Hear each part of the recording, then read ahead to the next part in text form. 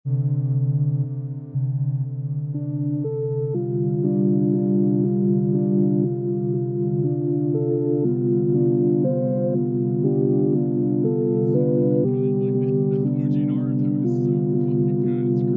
love that fight. Yeah, it's Alright, all good. I mean, I can't wait to watch him see the Kimimaru fight. Even though I technically skipped that, I guess now, but I can't wait to watch this guy yeah, react. the That shit's Kimimaru fight so is good. really fucking insane. I still think about. I'm sure a lot of people who like grew up on Naruto think about this a lot, but it is absolutely insane how hard they just like. I don't know if he just fucked up and made Rock Lee way too powerful, and so he was like, I'm just gonna fucking nerf the shit out of him. But he got just demolished and brutalized as a character. Just like Yeah, it's I don't think I've interesting. ever seen a character with so much potential and Yeah, like hit his peak so fast and then become completely fucking useless for like yeah. hundreds of episodes. Like, It's interesting because they like give his arc to Mike Guy at the end too, which is especially weird. And yeah, I where don't he mind kills. it. Yeah. And it's like I genuinely don't mind it that Mike Guy got that moment over Lee. It doesn't. I feel like It would have been. I feel like it goes more to my guy anyway. Like, I Yeah, feel like exactly. Like if my guy is still alive, it might as well have been him. like if Rock Basically, Lee's gonna have a moment, it would be in Boruto, right? If he's gonna have a I my guy moment guess. like that, it would be in Boruto. It would, Yeah, in but that considering sense. Guy doesn't die there, it realistically could have been Lee, since they're not gonna like they didn't take that time to also make it a sacrificial moment to move things forward.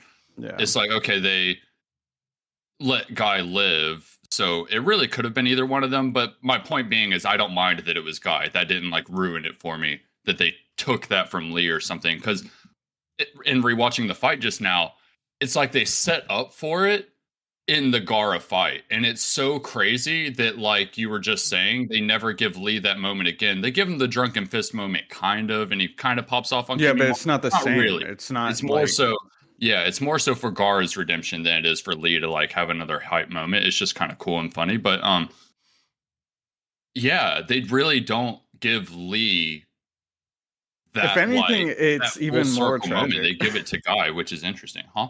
If anything, it's even more tragic because in that moment where he's doing like the drunken fist, Mhm. it's like it's essentially showcasing that like not only is like Rock Lee, he's more capable than just like raw power. He's also like incredibly dexterous and really fucking like intelligent. Yeah, he has that like what do they call it? Fuck, dude, I can't. It's like an intelligence for fighting that is like innate. There's a term for it, and I fucking can't believe I can't think of it. But it's like, yeah, he just has like that like battle intuition almost to where like which they show with the drunken fist moment very well, that he just like innately Yeah, they're showing. Yeah, they're showcasing that like my guy did not just instill into this kid like if you do 500,000 push-ups a day, right, eventually you will be strong. He's taught him everything, literally everything, like every aspect of like what makes someone a good fighter and a good ninja. Like he's given him every fucking toolkit for it. So it's like. And it's like it makes it even more tragic because it's like wow, so like now Rock Lee gets to come in and essentially 1v1 Kimimaru at like 20%. It's like like really, like can you imagine like he 1v1s the whole fucking show if Gara never cripples him as a kid. Like yeah, it's crazy. And so but yeah, it's interesting in the Rock Lee Gara fight, a lot of the dialogue between like Guy and the other people watching, because that's basically the dialogue during the fight is like Guy explaining everything. It's crazy because like at some point Kakashi realizes what he's done and he's shown him how to open the 8 gates and how dangerous that is, and he's kind of ridiculing him for it. And Guy like gets really defensive and he's like, you don't fucking understand why I'm doing this. Like I'm trying to set him up to be able to show the world, like, you know, the true potential of blah, blah, blah, blah, and like goes on the whole thing. And it's like, it's so crazy that Lee never got to do that though. It was you that got to do it. Like you were setting up your own dream for Lee and Lee was down. but like it was your dream, and I guess that is kind of my guy, isn't it? Yeah, right. Yeah, That's what his character is like the dad who like wants like yeah. I guess you're right. Yeah, instill into his son everything that he's learned so that he can go even further beyond. It just so happens that my guy is the dude. Yeah, he just becomes him. So yeah. What's up, Chandler? What's up, squad? What's Naruto, am I right? What's the part of Naruto when they're in the forest? Forced to death. Word. That was the last time I saw Naruto. Did you get to the part where murder somebody? Yeah, I did. I think I watched all of that part. Because you're talking about they being the sand guy kills someone, right? Or Gaara. Yeah, that's what I said. I didn't say they. You replaced Gaara. Yeah. Sorry. Both of you were talking, so I lost track. Gotcha. Yeah, that was the last Naruto I watched. The last I think, and even then I think I had skipped some. Is that before or after that tournament where Rock Lee goes hard on somebody? That's before. That's before, yeah. Yeah. The tournament's after the forest. Yeah. I think I saw the episode or a couple of episodes in that tournament, and then before that, the thing I remember before the forest is on the bridge. They fight like a guy with a big sword. Yeah. Oh, that is big sword and Haku, the ice mirror Zabuza lady. Yeah, Zabuza and Haku. Yeah, that's I think I watched every single episode in order up until Zabuza. Saw all that resolve, then totally fell off, jumped back into the forest when it was still on air. Was like, all right, this is pretty cool again. Watched the forest arc, and then forest is right after that, by the way. So you really didn't skip anything at all. Oh, really? Okay, cool. Yeah. You might have missed like 10 episodes or something at max. Less. Okay. Yeah. Okay. There's a lot of filler in that show. There is later on. Curse of any old anime. Yeah, it is later on. It's actually after the main story arc, which is fun. There's like how many? It's like over like isn't it like 100 to 200 episodes is like filler or something? Yeah, the main story arc ends in the 60s. And then the anime continued for about until 120 or 130, and they were all filler after the 160 mark. Isn't the fight at like the very, very end, like the fight between Naruto and Sasuke? Or no? It's at episode 60 something, and then the anime continued until episode 120 or 130 of all fillers, and then became Shippuden. Oh, what do they do? They just hang out, or like they still made up a lot of stuff. At first it was kind of like memes, and it was like funny, and then it was like full arcs of filler. It was probably just making a ton of money. Just kept making. We were using. Yeah, I was looking into this recently. So apparently, and I didn't know this. I would have thought if anything, maybe it would eventually be the opposite when things got popular. But apparently, yeah, they do that because the anime sort of acts as like a really entertaining advertisement for the manga to be bought. Yeah, they'll usually do it. They'll usually someone that doesn't buy manga room. Almost ever, but yeah, apparently they do that. It's like a loading screen. So yeah, it's like the ad to buy into the manga, which I never thought about it that way. I would always think you would want people to buy into the anime, but I guess people really don't buy anime; they stream it. Well, think about how much like they print out the manga, and then the manga's like $20 for one volume. Back then, people were buying DVDs and stuff of anime though, like in the early 2000s. Yeah, I mean, just to be real, people sure do that, but it has to be a minority. I feel like I'm one of the biggest anime fans I know, and I never buy anime because they're expensive. Yeah, I mean, I guess the tough thing, I mean, before Crunchyroll or like streaming was really that common, it felt like there were very few ways. You were either torrenting it or you had to wait for it to come on TV. Like that was it. Like there were very few ways. So if you wanted to watch shows over and over again, like I just don't relate. I feel like ever since I got exposed to anime, I've had a way to watch it online for free and good quality. Huh. I mean, there were definitely illegal streaming sites, but yeah, it was called Crunchyroll, and then they became legit. When did Crunchyroll come out? I feel like I definitely did not watch Crunchyroll until like maybe like late high school. I used DivX. That's what I used. I know I didn't download anything. I don't know what I used though, but I know I used to watch Naruto every week in Japanese without subtitles because it was still raw footage, and then I would watch it the next day with the subtitles because someone would have fan subbed it, and that was my weekend. Yeah, it says their legal distribution began in 2009 with Naruto Shippuden. Lamau. It's pretty funny, but like, I mean. Yeah. Oh, they're Berkeley graduates. I was thinking, but before that were you guys watching anime like in like 2000 to like 2005, 6? I mean, there was like a No, I didn't start watching anime until I guess whenever me and Merced started hanging out, and he showed me Full Metal Alchemist and Naruto. And then at that point, that's what I mean. Since I've been exposed to anime, okay. I've been watching it online the whole time. So gotcha. Yeah, I mean, when I was a child, I just watched TV. I didn't give a fuck about anything. The internet was like, well, I don't even know what I used the internet for in like the pre-YouTube days. I can't really remember. It's all blur. I know I used it, but I don't know what I used it for. Yeah, I mean, I was just thinking like if you wanted to watch an anime, you had to catch it on when it was playing, right? Or I just remembered. Or you turned on Toonami. Yeah. Right. Yeah, exactly. Yeah, I just remembered it was stuff like Newgrounds and shit. Oh man, that's crazy. When the before times. It's best if we don't get into that. Yeah. CartoonNetwork.com had some pretty good games. I used to be on there a lot. I have a question about the definition of filler, because I feel like you guys are using it maybe differently. I don't know. I just want to understand. So, okay. So to me, filler has an exact, what's up? Okay. Filler has a very specific example. I think an example of filler in shows is the episode where Goku gets his driver's license. Right? Yes, correct. Yeah. Okay, to me that is filler. It has no bearing on the overall plot, almost no connections. Yes. There will be no references later back to anything that happened in that episode. It is just self-contained. Yes. How is it possible that there could be like 100 episodes of filler? It is all.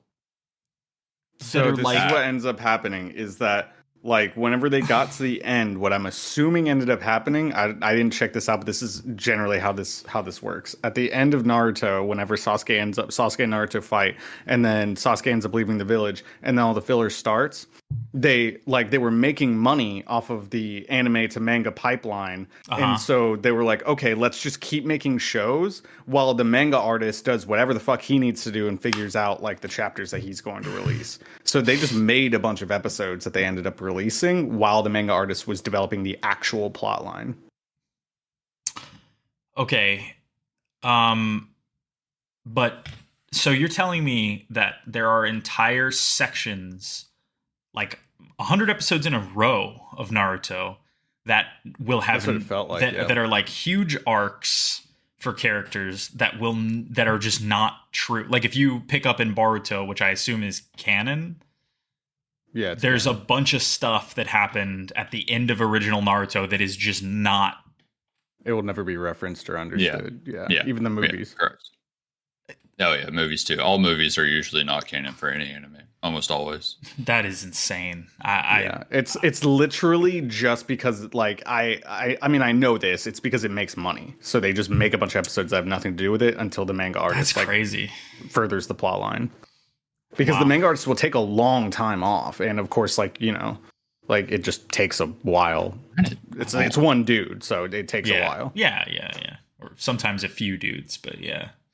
I mean that was the whole thing with Berserk. He would just take 2 years off and not. Oh god, could you imagine the Berserk filler? Yeah, true. Guts gets his driver's license. Yeah, exactly. Gutsu, let's play volleyball on the beach. Each episode, yeah. He's completely like just in his underwear, and he's got his fucking sword, and he's just hitting the volleyball so hard it's like decapitating people. We have the Christmas episode. Yeah. All the staples, dude. We got all the staples. Naruto had a fucking Christmas movie, bro. That is not true, dude. That is I don't know if I believe that. There's definitely had a snowy. Yeah, that was the first movie. It was actually kind of good. The fights were really good. Now, I don't know about the plot, but the fights were really good.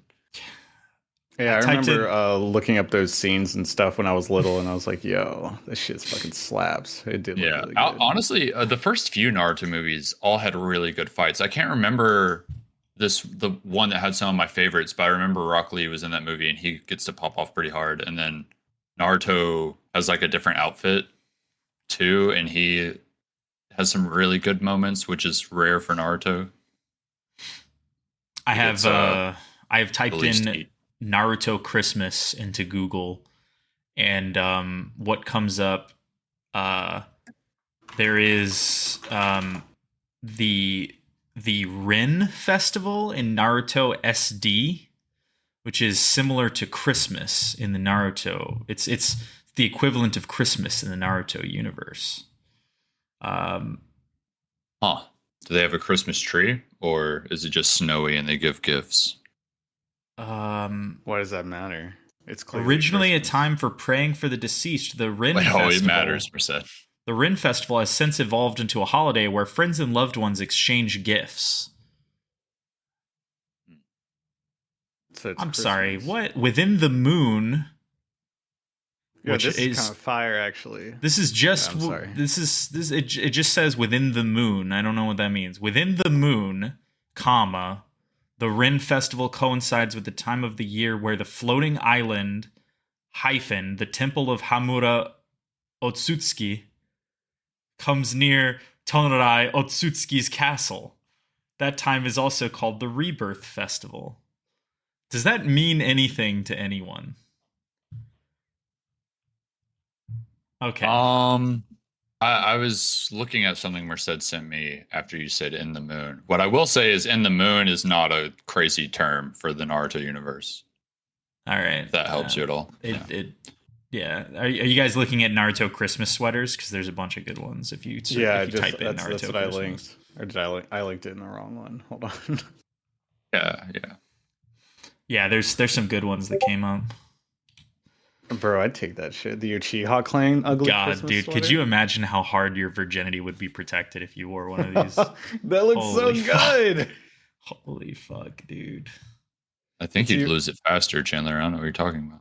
That's true. There are a lot of desperate bitches out there these days. It's got the fucking Genjutsu crows on it and shit. It's perfect.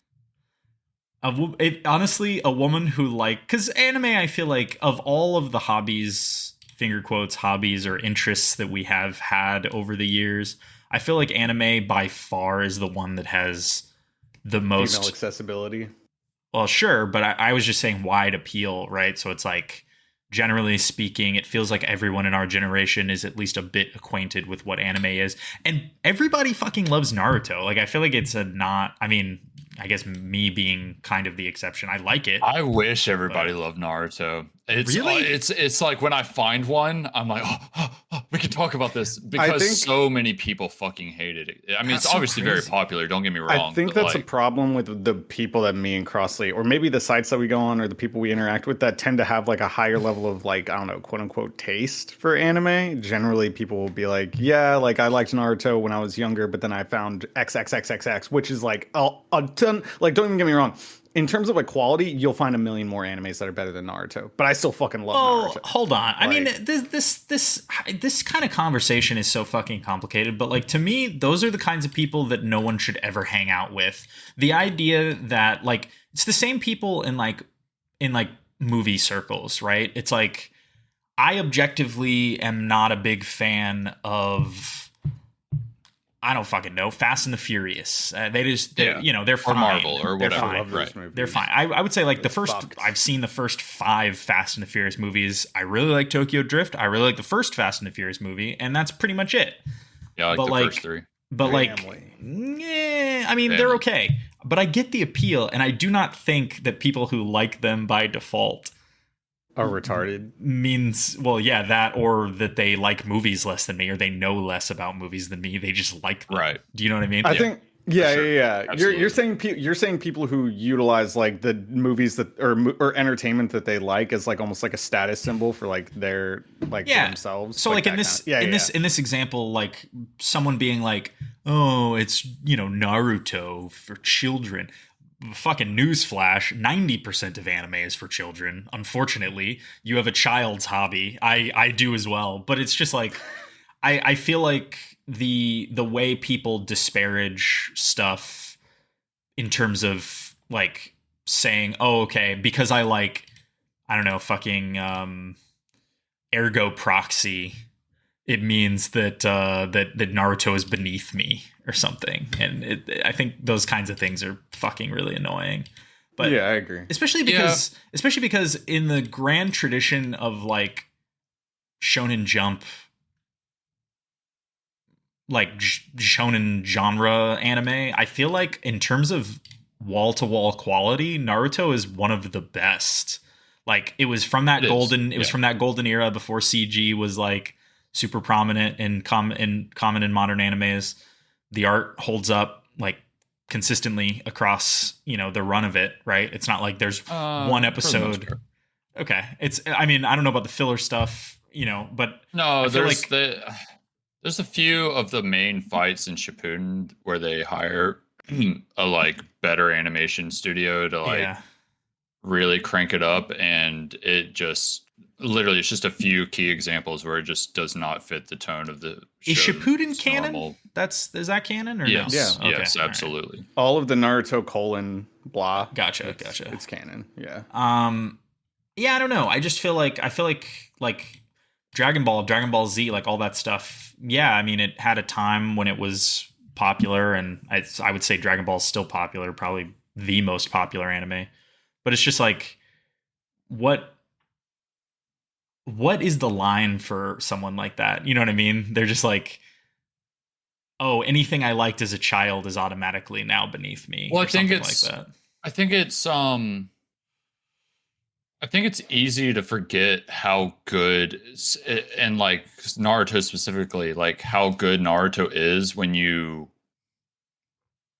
watch a lot of the newer stuff. Like let's say Jujutsu Kaisen or Demon Slayer are both like very good looking, much better pacing, and then Jujutsu Kaisen specifically is just so fucking peak in almost every way. Like it does very few things wrong and just nails everything.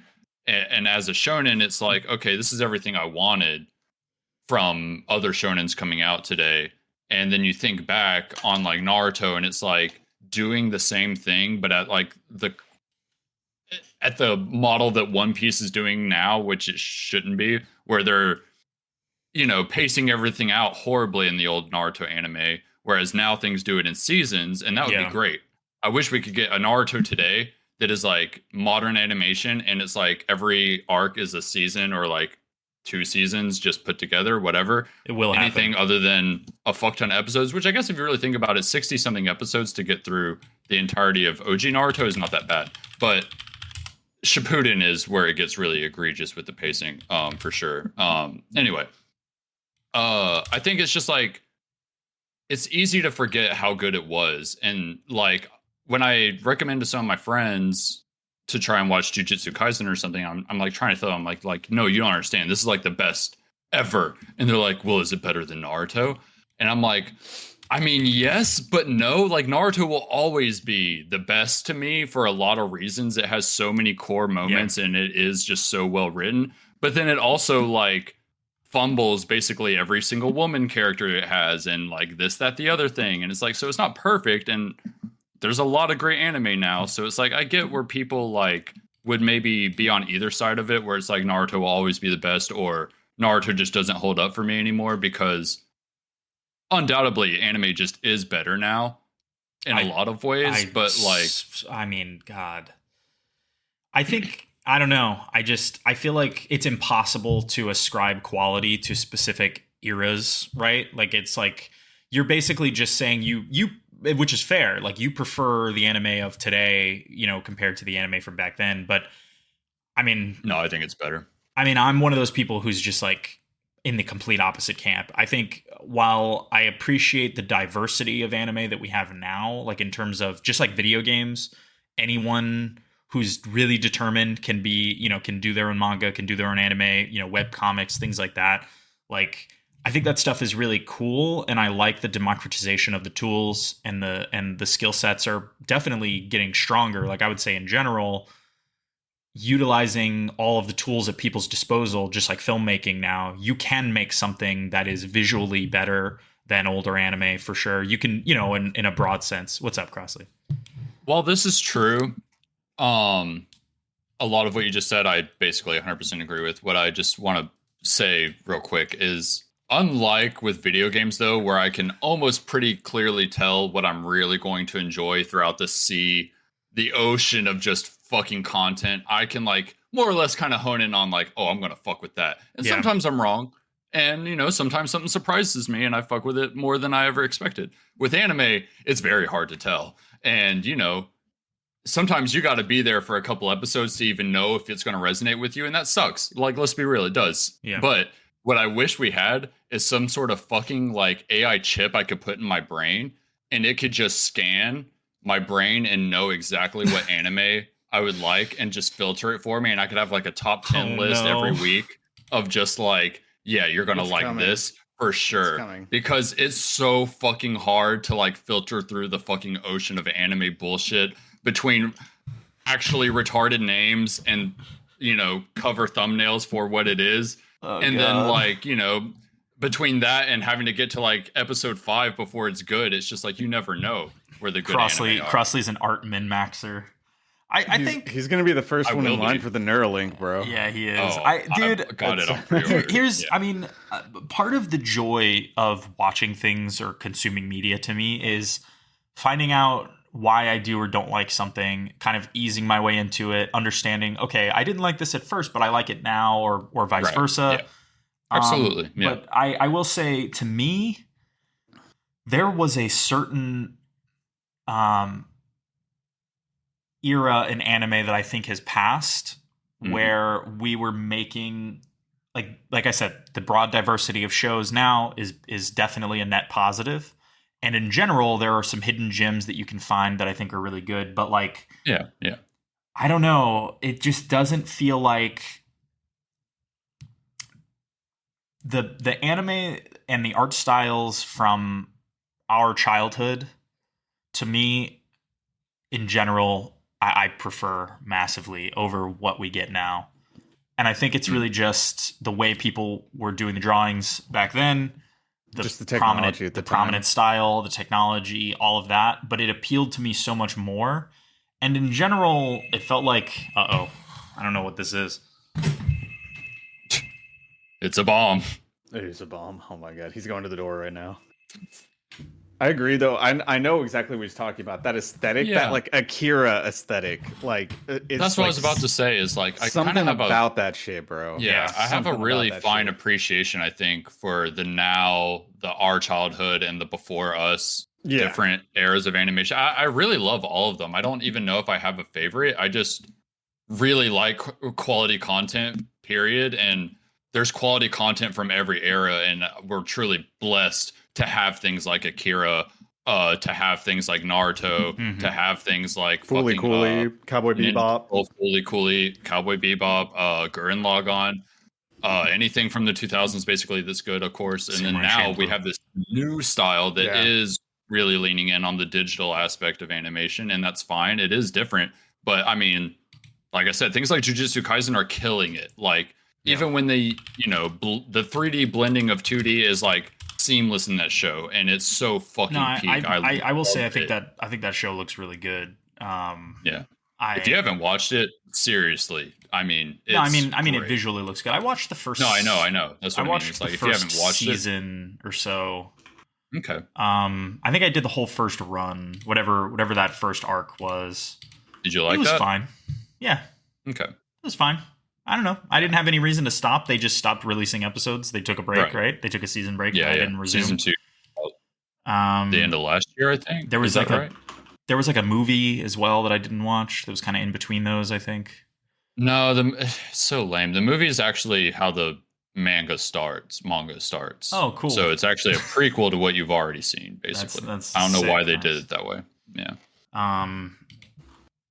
Yeah, I don't know. But, that's the thing is that, like, a lot of these shows, especially, like, I was never a huge shonen person. Obviously, I didn't watch most of Naruto. I watched all of DBZ. I didn't watch pretty much any of the other popular. I've never really dug One Piece. So I think shonen in general just doesn't appeal to me. I think My Hero was like the most like I watched those like first 3 seasons and was like, wow, I like this. Like I thought that was pretty good. Like I think it's like all the way up through when they did like that big attack on the school and they're like outdoors or something. I can barely remember now because it's been what feels like 5 or 6 years. But like, yeah. I mean, yeah, I mean, it just doesn't do it for me. So I feel like the weirder, like side animes have always been what appeals to me the most, like Baccano and shit like that. Steins Gate. Oh, Baccano is one of the all-time greats. Yeah. Full Metal Alchemist, fucking S tier, triple S tier, even. Yeah, it just I like those shows, and I feel like those shows don't really get the budget treatment or the love that they got when my favorites were coming out. You know what I mean? Like all of the money, like all these studios are so strapped for cash. They're so desperate. Animators are underpaid. They're inserting more 3D into areas where they don't have time to do 2D. And so you end up with like the hidden gem shows being underfunded, scraping by, and then they come out looking worse than they would have had they tried to do that, kind of in an earlier time period for anime. And all of these studios are putting massive budgets behind the ones that they know will succeed, right? They're like, okay, well, if it's a shonen, I'm going to put the most money into that because I have something on my hands that I could sell merch. I could do this. Nobody's buying fucking Ergo Proxy merch. I don't think, but they sell it at Hot Topic. Do they really? Well, I guess I'm actually so serious. I guess we've circled around on the emo. And I bought a Summer Wars shirt at Hot Topic the other day, and I was like, funny. Holy fucking shit! I literally could not believe they had a Summer Wars shirt. I was like, God damn, these are my people. Yeah, I think we're gonna round the corner pretty soon on all of the things that all of the unique stuff that came out when we were teenagers is now going to be like pretty fucking cool. So, yeah, I think we've rounded that corner. Like when we were teenagers, not when we were like 8. I know. Yeah. I think we've rounded that corner. Yeah. I guess maybe cool to who? Cool to like really young people, or like cool to just general people? I don't even know what that means. Are you saying when we were teenagers, the things that we thought were cool were also cool to other teenagers? Yes. Then when we got older, then when we got older, now the things that we thought were cool as teenagers are probably going to start to be cool to like younger kids now as well. Kind of like the same weird effect that older styles of clothing or like older styles of technology or things like that for some strange reason like make a comeback. It's like that. Speaking of which, I was just thinking about this. Skyrim at this point is older now than Morrowind was when Skyrim came out. My God. Isn't that weird? Skyrim, no. It's 2011. Let me know when Skyrim is older than video games were when Skyrim came out. Bro, we're so good. That'll fucking hurt me a lot more, I think. I mean, it's probably sooner than I think. I mean, it's been 13 years. So, I mean, when Skyrim came out, 13 years before that was like Half-Life 1.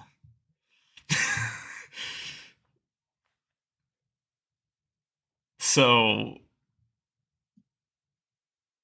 that's kind of weird.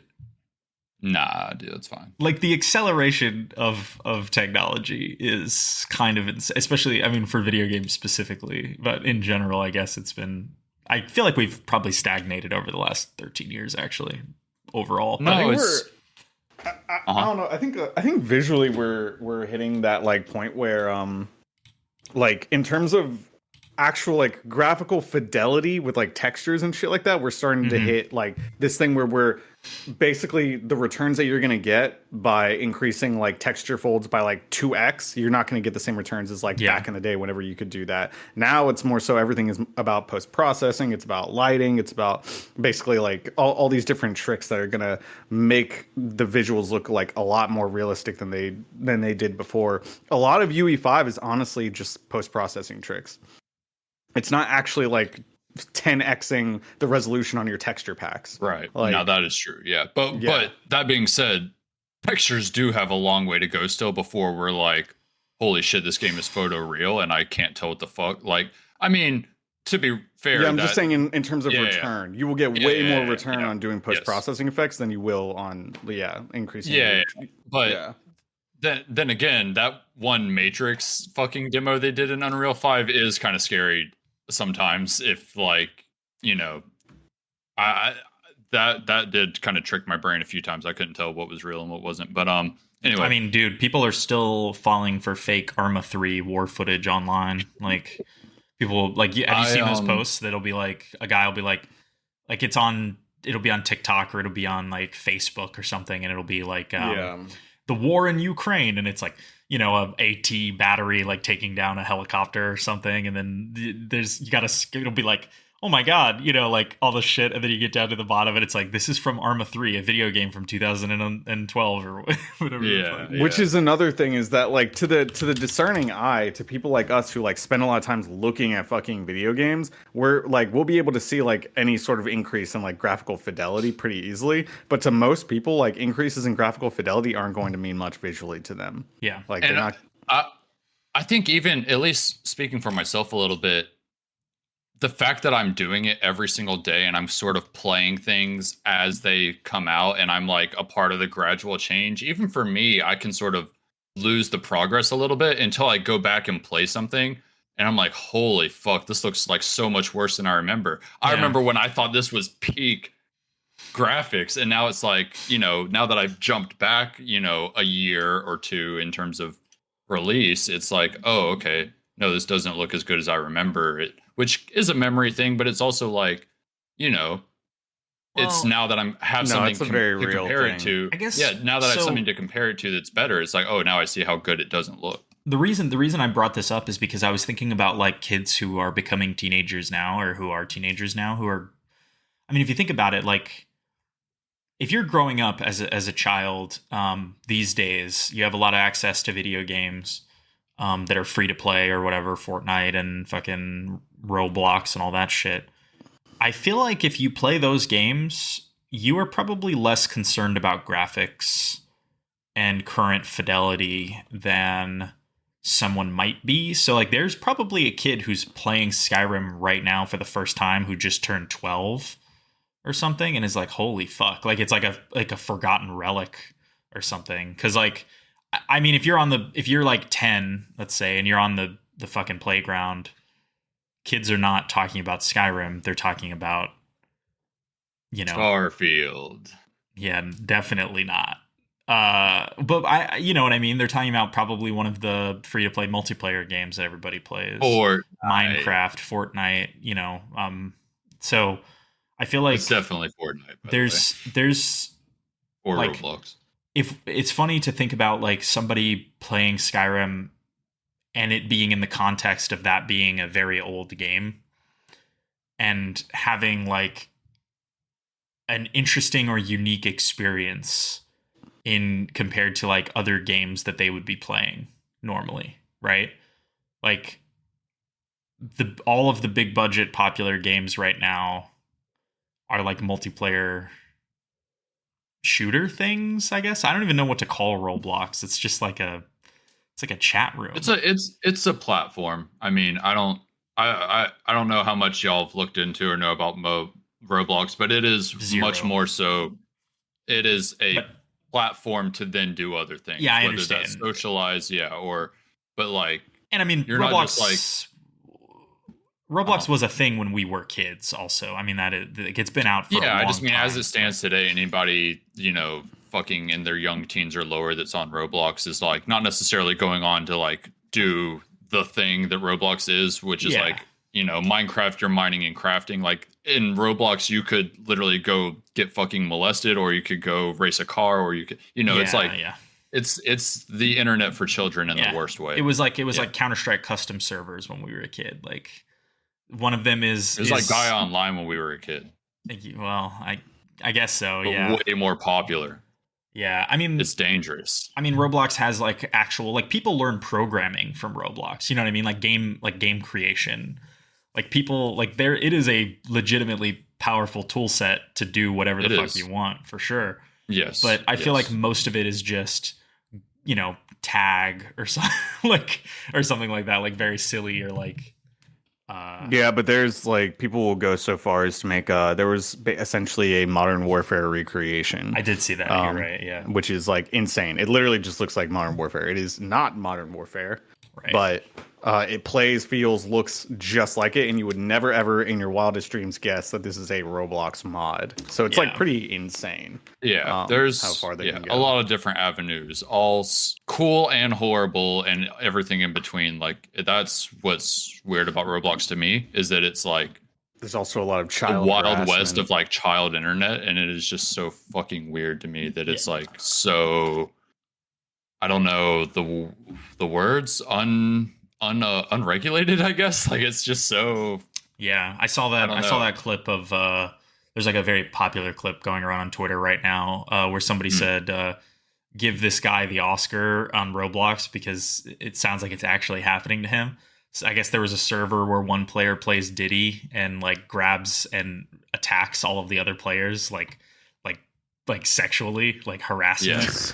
And there's like grown ass men playing this, and like a guy doing like a fake Diddy voice going around and grabbing somebody, and you hear there's like a guy who's definitely like an adult, like 20 or older, who's like, "No, Diddy, no, please," and he's like screaming at the top of his lungs, like his neighbors are probably calling the police for a fucking wellness check.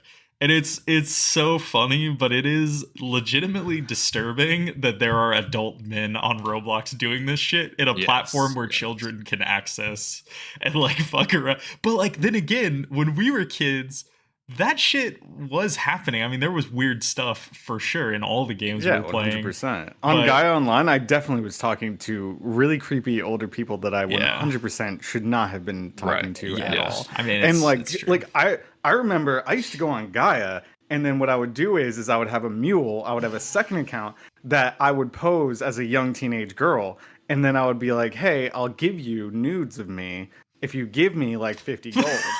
And then the people will like message you, and they'll be like, "Are you serious?" And I'll be like, "Yeah." And so I would send them pictures of just like a normal girl, no nudity, but she's like clearly underage, bro. I didn't conceptualize this at the time, or like fully like digest what was happening. Because you were like, "Oh, she's like an age. She's hot. Yeah, she's like my age. Yeah, she's hot. Of course, guys want pictures of her." But anyway, yeah. So they would be like, "Yeah, are you serious?" And then they would ask, and then we would trade gold. And I'd be like, "No, I'm not." And then I'll be like, "No, of course I'm not giving you any fucking nude pictures." And they would be like, "No," and then and then that would be it. That would be the extent of the interaction. But those were legitimately older men, 100% over the age of 18, who were looking for child porn. They were. That's what they were doing, bro. And they were they were giving out 50 gold a pop, just hoping that they were gonna hit the lottery. Jesus. Bro. Yeah. 100%. Yeah. This is all the kids on like Roblox and stuff that are like running into these creepy ass old people. I'm always like, damn, that really sucks that that's a thing. Like, that's an environment that's available to these kids. But at the same time, it's like shit. Like, I don't even know how to really feel, because I was definitely in that environment too.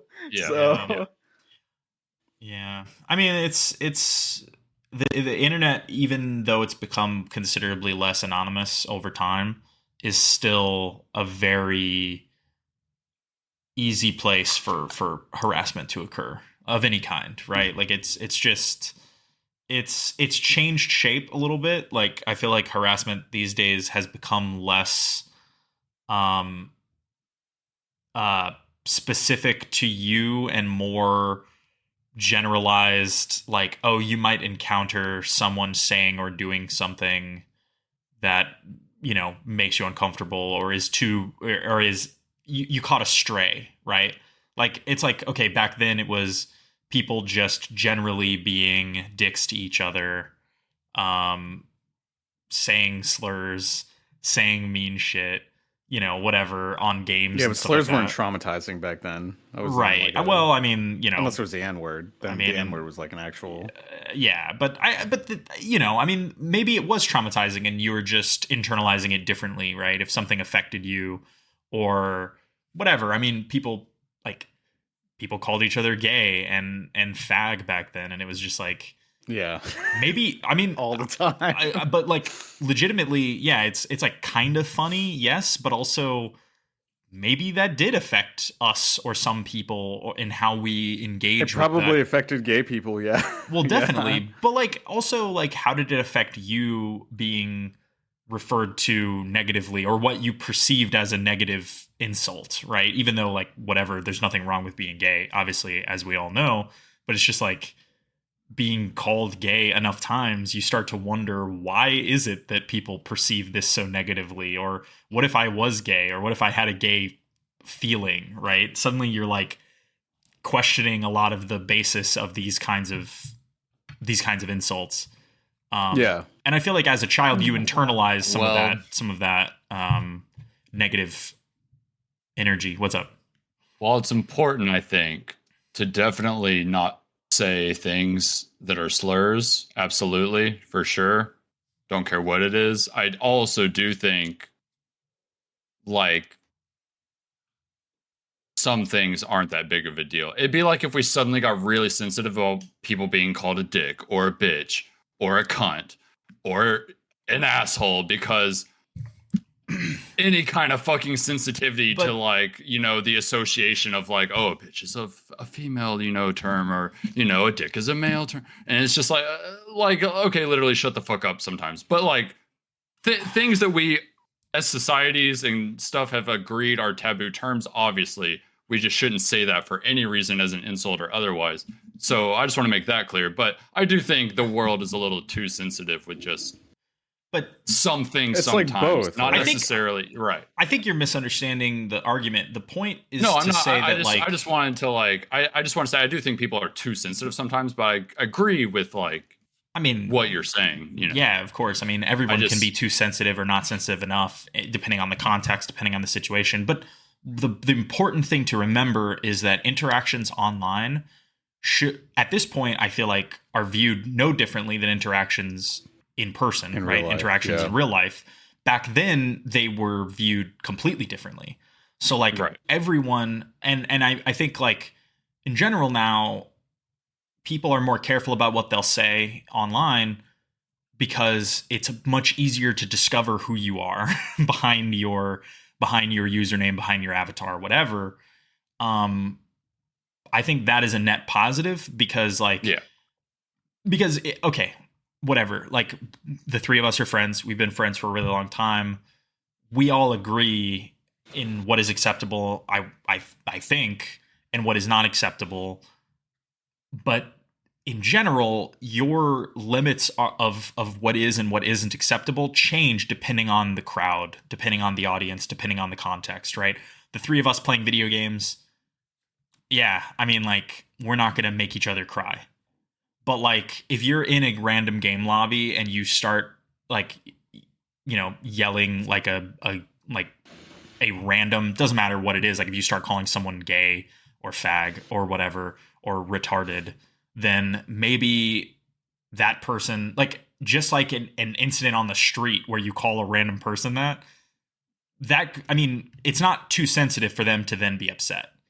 And I think that's totally in the right if they were upset, right? Because like what I guess I was kind of getting at is like, if we're ever in a world where I can't call someone a bitch because suddenly that's too much, and it's like, dude, I'll be that fucking boomer. I'll die on that hill. I'll be calling people bitches to the day I die. I'm sorry, but like, it just is not that deep to me. Well, that's what I was gonna say. Is I think it's society would really have to change to shift my brain to suddenly not be like saying you're a bitch. It's a twofold thing. You can be too sensitive, but then at the exact same time, it's like these words do have context and they do have meaning, and so when you use them, you are using them in a weaponized way, right? So it's like if someone like the fact is that it is undeniable that it is affecting your psyche and the way that you cognitively process things to some fucking degree. We don't know exactly to what degree, but I mean, like, if it's like Chandler's like thing with the whole, like, you know, if you were to say like faggot over and over and you were in that environment, you're never just going to keep hearing that word over and over and then never cognitively process it. You're going to be like, oh, I associated with this thing, therefore this thing is bad. And then that is going to shape your psyche on like homosexual people in some fashion. I'm not going to say it's going to make you like want to go out and like burn some gay guy at the stake, but it's going to affect it to some degree how you view homosexuality, right? Like, until you grow up and you're able to process it entirely in a mature fashion. I think in a similar vein, like, I use bitch a lot. I think it's kind of a funny word. I think exactly. It can be really funny. I mean, but I also think that, like, in general, there are people who use that term a lot, and it legitimately does have a negative connotation against women, or they legitimately weaponize that term and you against can feel women. It too. And you can definitely feel it when somebody says it in a way that feels incorrect. So, I mean, I think it's like everything in life. It's all about context. It's all about what's the vibe of the situation. Who are you around? So, you know, but the funny thing about like being online now is everyone at all times, it's like right before, or I think as you were jumping on too, we were having this conversation. Merced was talking about how like the right wingers are like the king of being like, why are you so sensitive? Everybody's so sensitive these days. It's just a fun jest. It's just a joke. No one can do comedy anymore. You couldn't make this movie today. You couldn't make Caddyshack today. Everybody would be pissed, you know, and some guy from like fucking, I don't know, Wisconsin or whatever. And then like, you know, they call JD Vance a couch fucker, which is not true, but it's still funny. And they get so upset. They're like, now hold on. I thought this ain't right. Now that just ain't cool, all right? That's just not true about the man. And it's like, okay, I mean, everything you've fucking ever said that's for the sake of comedy is also not true for the most part, right? So I feel like it's all just people pick and choose what is upsetting to them and what offends them, but most of the time it aligns with a certain either identity or persona or, you know, something that they hold very core to their being. You know, I guess I see what you mean.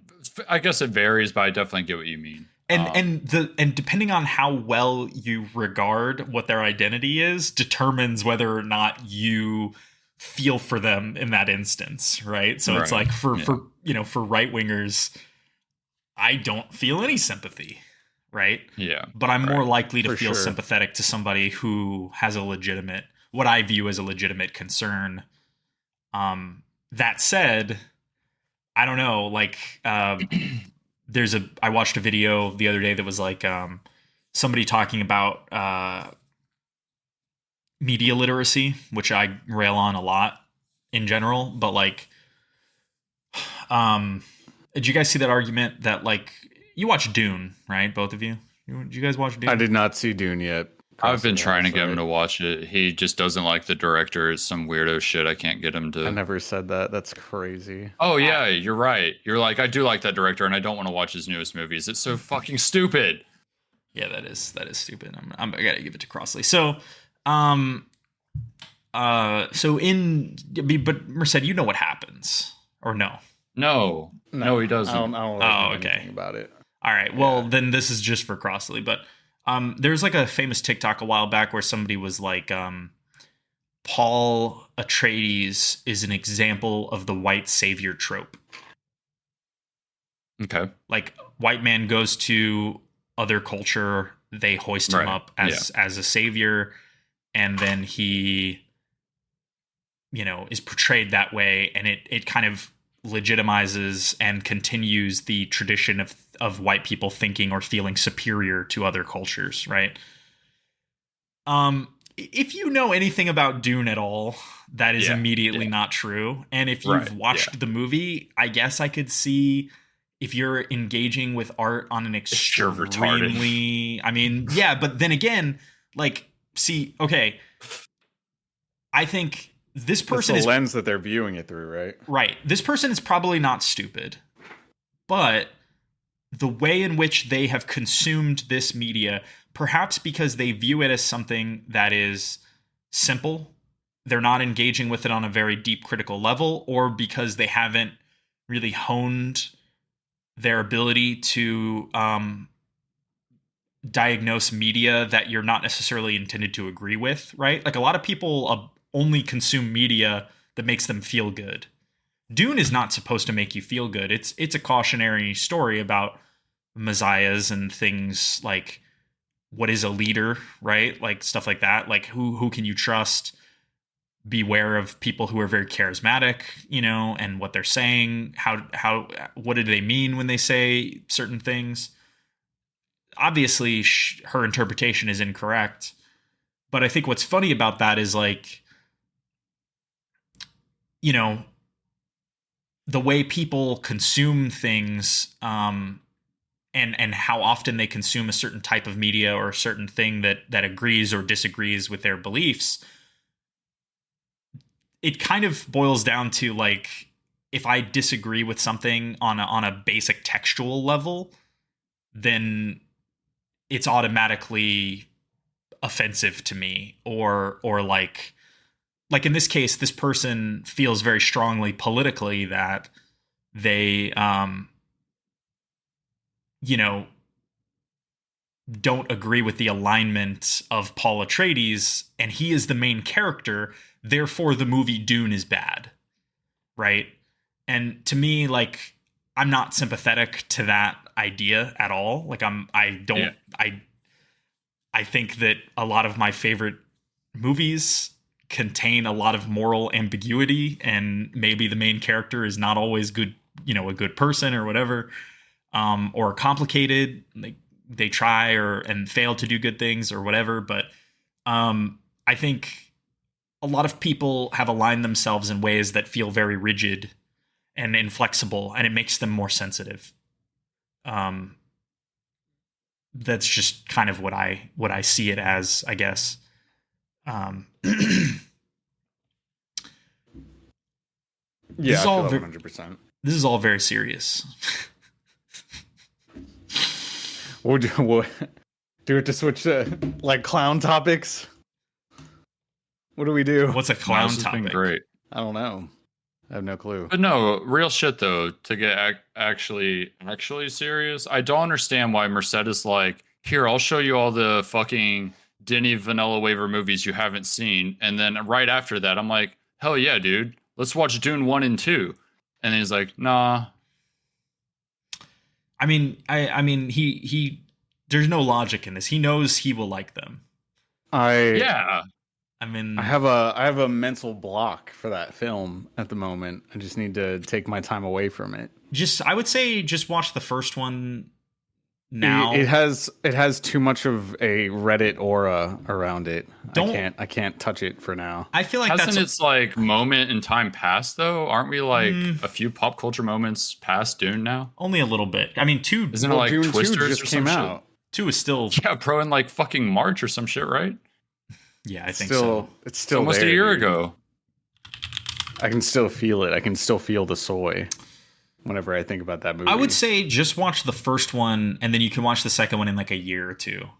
They shouldn't have picked Timothée Chalamet. They should have picked someone else. Really? He's I think not he does a bad. good job. Yeah, he's Yeah, not I bad. think he's great. I mean, No, I understand that. I watched him in what was that one movie? Is it called Kingdom? yeah, Holy that's a good movie. I think Yeah. it is. Dude, yeah. that Yeah. movie is so fucking good. Holy shit. Yeah, Yeah. he was great. Yeah. Yeah, he is great. Yeah, I have no problems with Timothée I think it's Chalamet called at all. The King, He's just actually.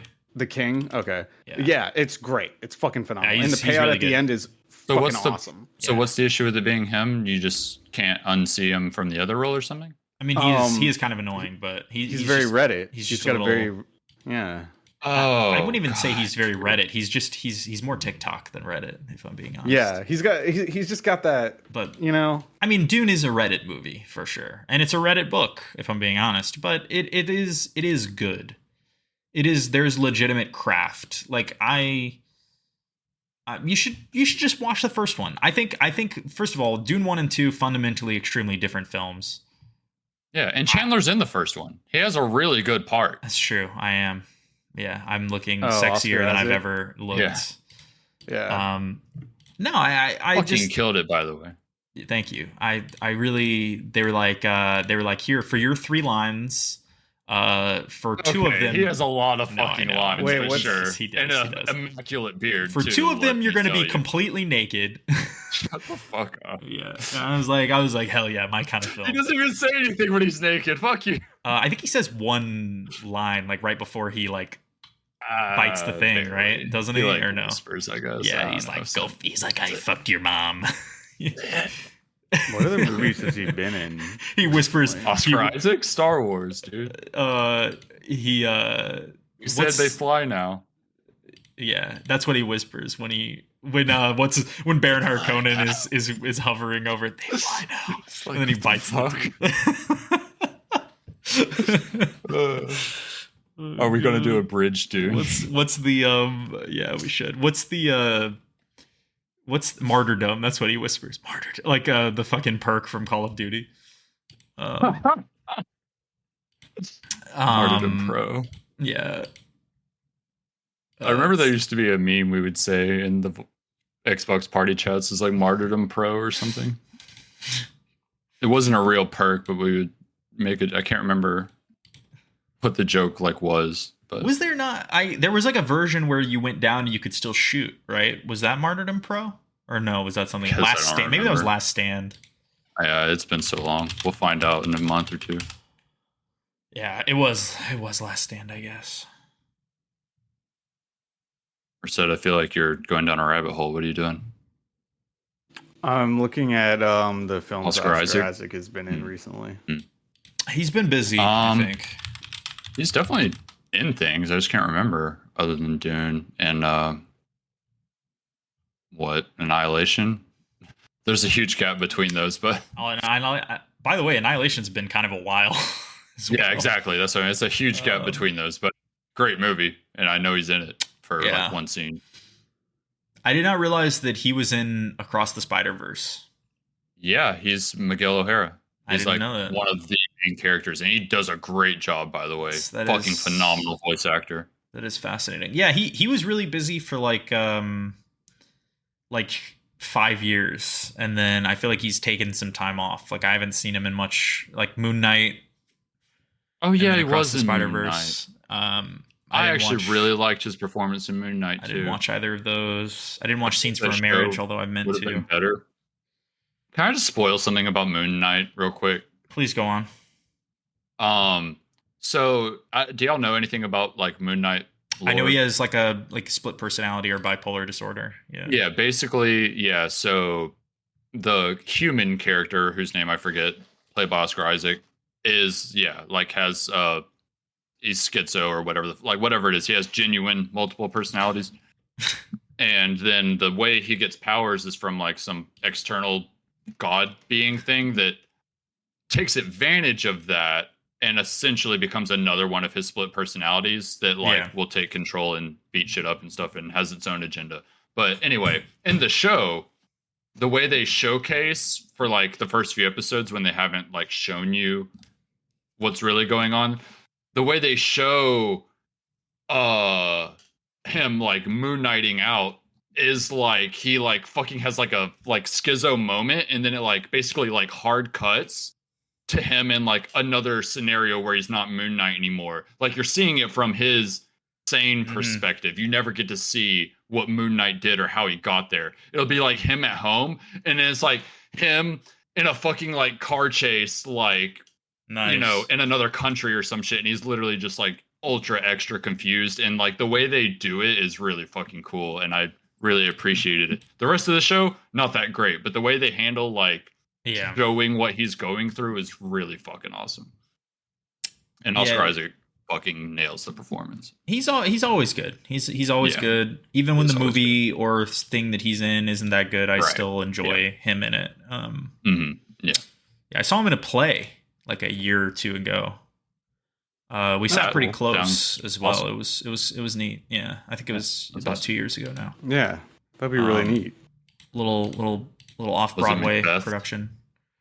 No, but I think he has been in that. Yeah. Oh yeah. But No. It was called The Sign in Sidney Bernstein's Window. It's about like an election in 1970 or something like that, in New York City, and he plays like a writer, kind of, 30s guy in New York in that time who just has a lot of opinions about art and the world and culture. I think I related a little bit too much to his character because he's not like a good person. But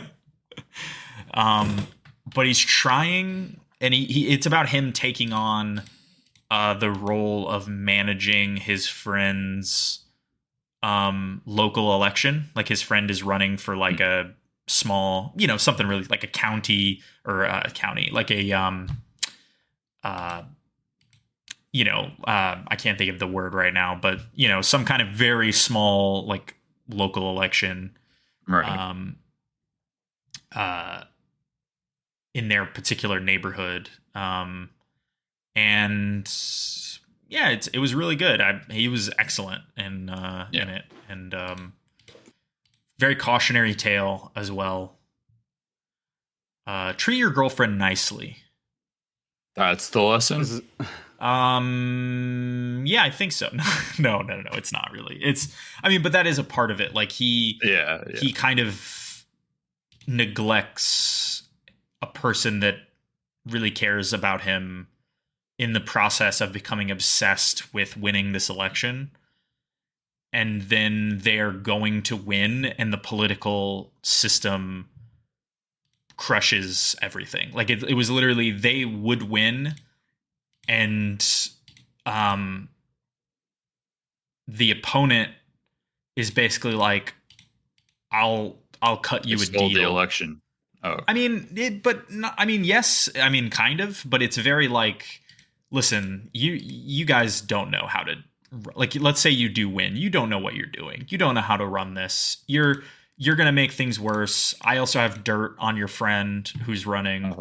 So it's just kind of like, this is, even if you do win, it's gonna be nasty. Yeah, it's like how bad do you want to? Exactly. And yeah, his friend who's the candidate agrees to endorse someone else, and drops out, and it's like a whole thing. But so it's kind of about getting too wrapped up into things, about the kind of alienating the ones who care about you by becoming obsessed with something, being generally grumpy, which is something that I kind of struggle from on a day-to-day basis, especially on work days.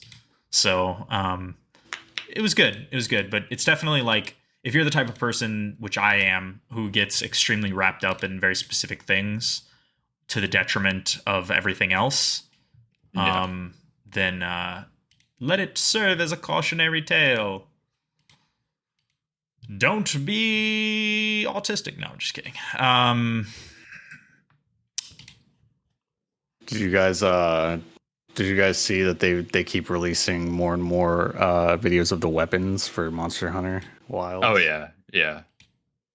Why are they doing this? So it feels too early, dude. Yeah, I feel like they're popping their load too early. Well, you say that, but it's gonna be January before we know it, and I am like positive it's coming out. If it not in January, I feel like it is, bro. I'm fucking ready. You guys want to make a small bet? I'm down. I'll put $5 on that. I'm thinking March. January. No, I'm thinking late 2025. What do you mean by late? Yeah. Like fourth quarter. Whoever's closest. Fourth quarter. Yeah. Okay. Can I do fourth quarter, or do I have to pick a month? No, give a month. Whoever's closest. November. Okay. All right. Easy claps. I'll see you on January. If anyone's gonna know, there's no way it's January, because we would have heard something by now. So January is off the table. First of all, March maybe. Oh, actually, we have Gamescom. We might know at Gamescom. Speaking of that, well, hold on. Pause for one moment. We're back. It's been 1 hour since we started talking, and no, I mean that's just what the recording counter is. Who knows how much of that stays in? All of it, most likely. We're back. You're listening to the Infinite Scale podcast. As always, I'm your host William Chandler, joined by Chris Crossley and Christopher Merced.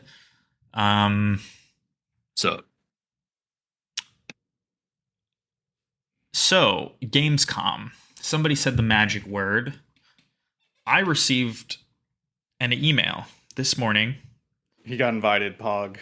I'm going to Gamescom. I bought my tickets, and I'm in. Actually, Gamescom's open for anyone, right? Like anybody can go. I didn't know. I had no clue. Yeah, Who goes to fucking... I mean, no. Yeah, people in Europe go, but yes. It's not like E3 was. E3 doesn't exist anymore, by the way. I think at this point, every major, like Tokyo Game Show, Gamescom, what's the summer thing they do now that Jeff Keighley also runs? Summer Games Fest. Thank you, Summer Games Fest. All of them are open to the public at this point. So there's literally maybe Game Developers Conference is the only one that you might still need some kind of special credentials for, but everything else you can just go if you want. So maybe I will keep that in mind the next time I have a bunch of PTO burning a hole in my pocket or something. It'll never happen. I got an email at 12:02 Eastern Time. Watch Gamescom Open Night Live this Thursday. It features, this Tuesday, excuse me. It features prominently a photo of Jeff Keighley looking his most youth pastor-ish I've seen in a while.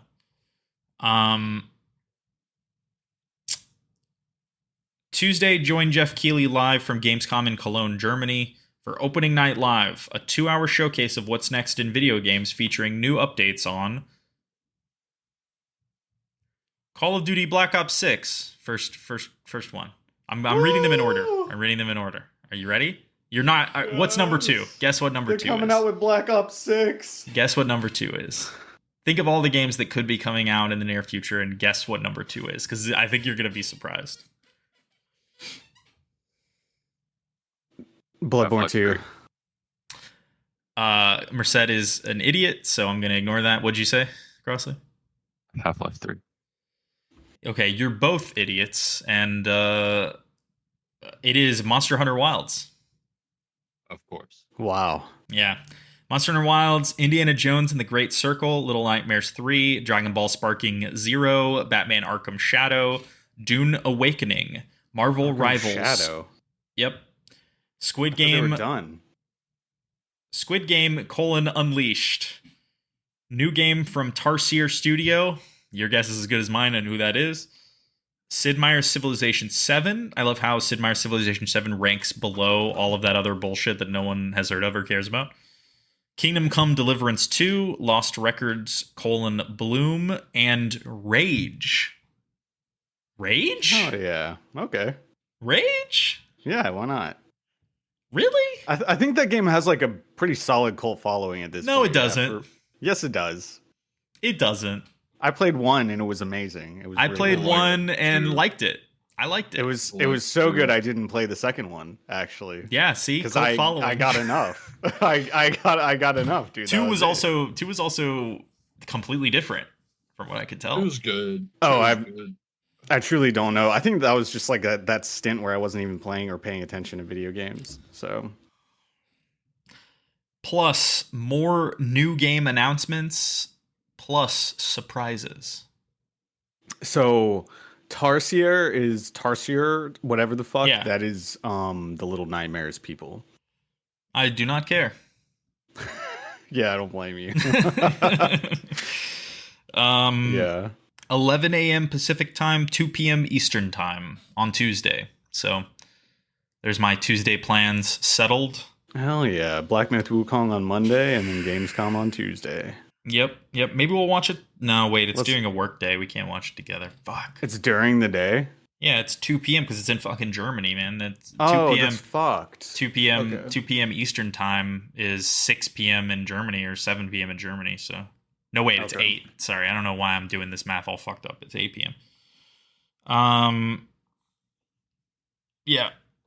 So anyway, well, look forward to that. You think they'll give the release date for Monster Hunter Wilds? They probably will.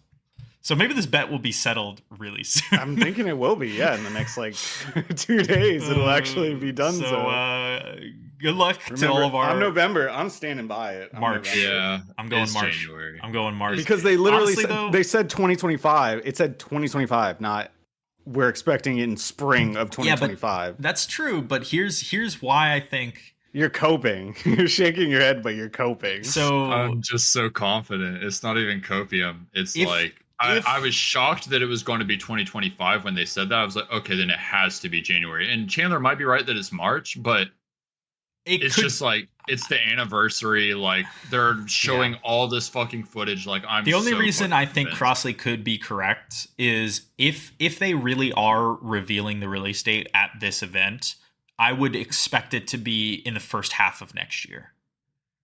Like and like. Let's just, what is it? It's August. Yeah, it's August 18th. If they're going to reveal a release date, January is about 6 months away. I mean, it's a reasonable time frame. Like end of January is a reasonable time frame. The only reason I said March is because historically the last couple have come out in March, February, right? But January. What do you mean? Monster Hunter World came out in January. Really? I think it was March. I don't know. Okay, it is January. Okay, well then I agree with Crossley more than I thought. But yeah, I mean, when did fucking Rise come out? I think in the summer. Maybe it was spring. March. There we go. I'm a fucking genius. Okay. No, I don't know. I feel like early part of the year is reasonable. No matter if it's January through April, I'll still feel like I won. Even though I lost. Yeah, I know what you mean. The thing is, for me too, is like, even if all this footage they were showing was coming out like at the end of this year, like we were seeing it in November, December, I'd be like, holy fuck, this game is ready. It's gonna like, it's here, it's coming. But we're seeing it now, like months and months before next year. The game looks so ready. Yeah, it does. It's like, Merced even argued against his own argument earlier when he was like, they're showing all their weapons, they're blowing their load too early. It's like, well, they're not, dude. If it's coming out in January. I'm betting on them being retarded. Yeah, that's what I'm saying, bro.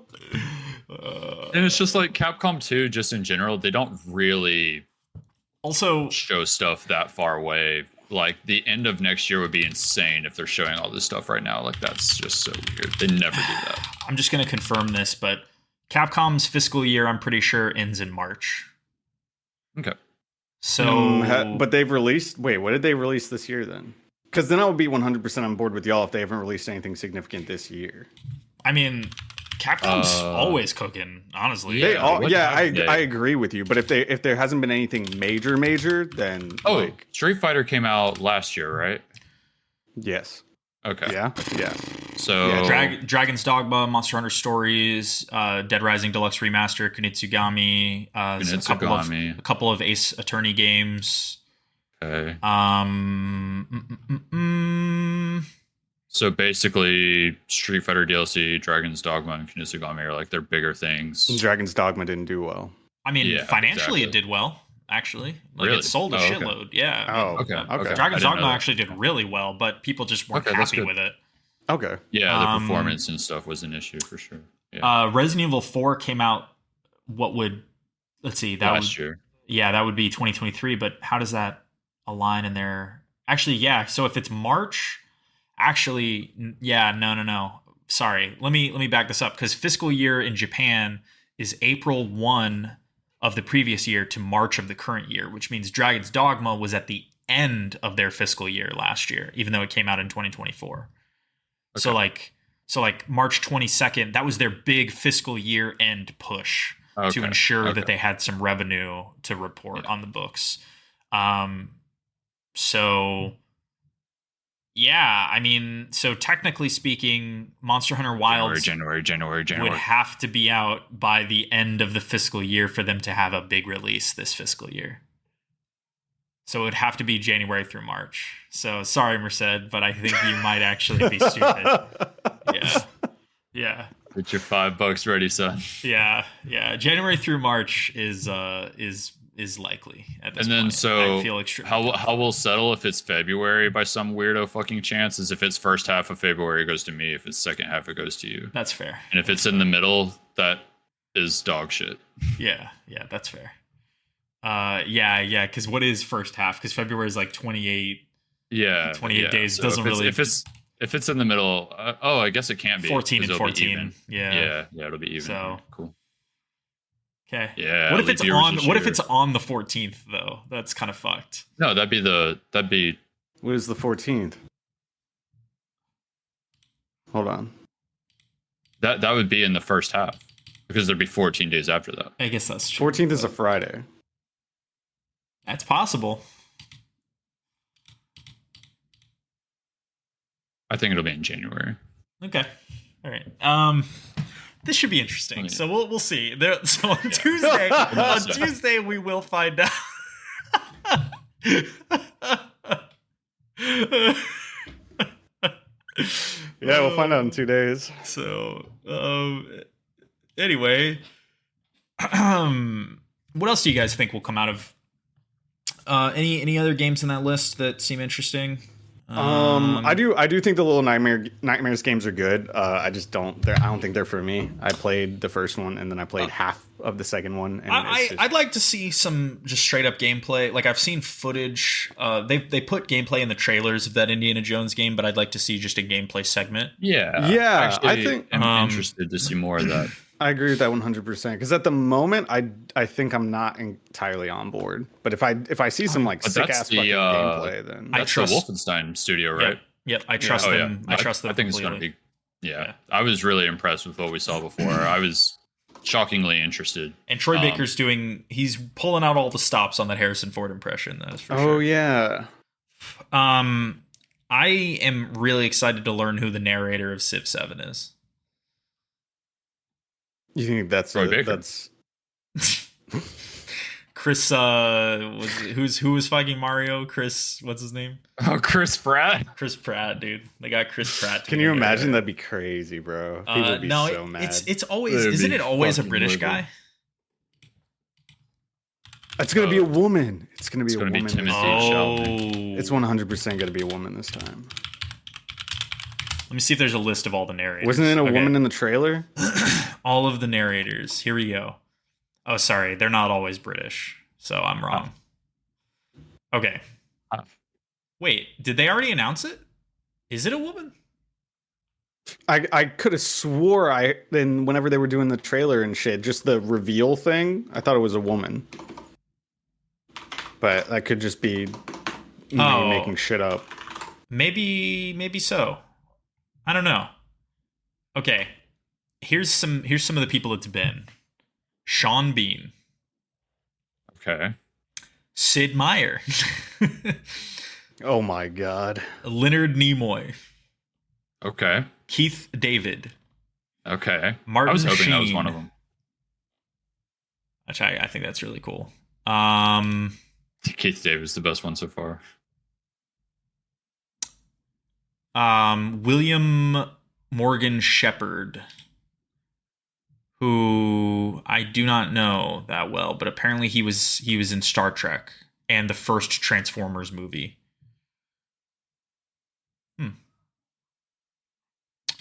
And there's been 2 women listed on this narrator page, but I don't know if they were. Okay, yeah. So Frida Wolf was the narrator in Sid Meier's Civilization Beyond Earth. All these names are so familiar. Beyond Earth was that recent sci-fi one, right? Yeah, 2014. Wow, it was already 10 years ago? Oh god. That recent. She's apparently in Apex Legends and some other stuff. She's additional voices in Final Fantasy VII Rebirth. Yeah. She plays somebody in Phantom Liberty. Yeah. Jessamine Griffin in Starfield. No. Yeah, a bunch of stuff. Bunch of random stuff. Anyway. Okay. So yeah, they have not announced it yet. So who's it gonna be? Is it gonna be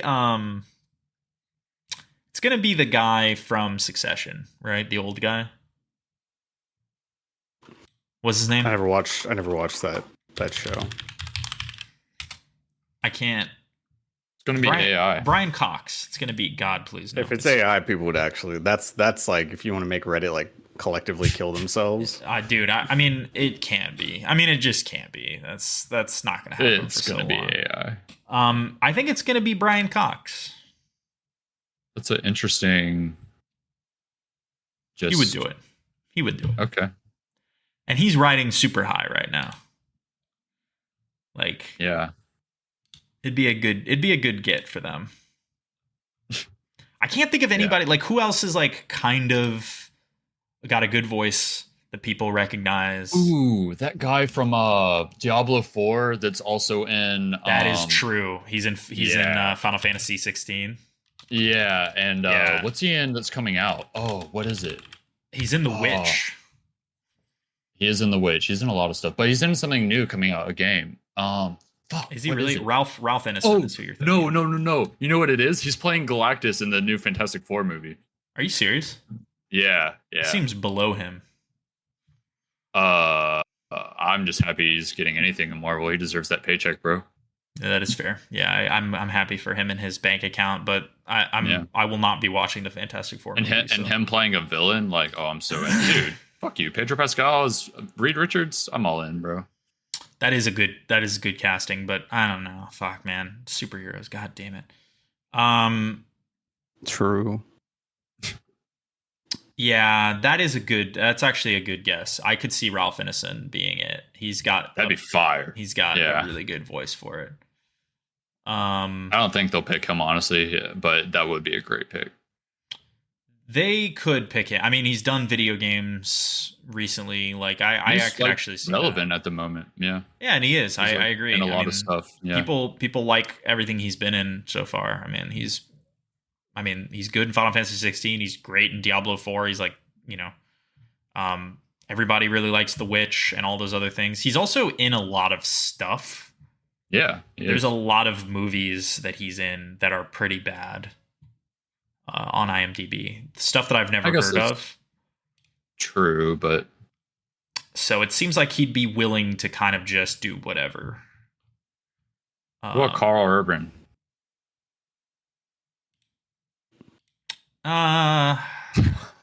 Probably not. Come on. Probably not. But that'd be Simon Pegg. No. Okay. Both of them. Anyway. Did you guys see that Dorito King himself said that there will not be any Silk Song? That's hilarious. That is hilarious. But I'm glad he's just getting out in front of it. Yeah. I mean, everyone the whole time is just like, where the fuck? How long has it actually been now? Has it been like, 10, 12 years? How long has it been? Nah, not 10. Not 10. But it's been Came a out, while. like 2018? 2017? They announced... It's just crazy. Like... Got to be eclipsing its own worth at this point. Like, how good could it possibly be? It was announced on 14th of February 2019. So that's honestly not even remotely as bad as I thought. Well, but that's Silk Song though. Before that, it was unnamed story DLC for Hollow Knight. So, which was probably like 6 months after release or something. Probably, yeah. So, I mean, Hollow Knight came out 2017. So, I mean, it's 7 years ago. It feels like a long time, especially for what I think everybody viewed initially as just more Hollow Knight. For it to take this long must mean they're doing right. They must be doing something cool. I mean, I don't want to rush them. Yeah, I feel that. I just can't imagine what could possibly. I know. be taking. Like, I don't know.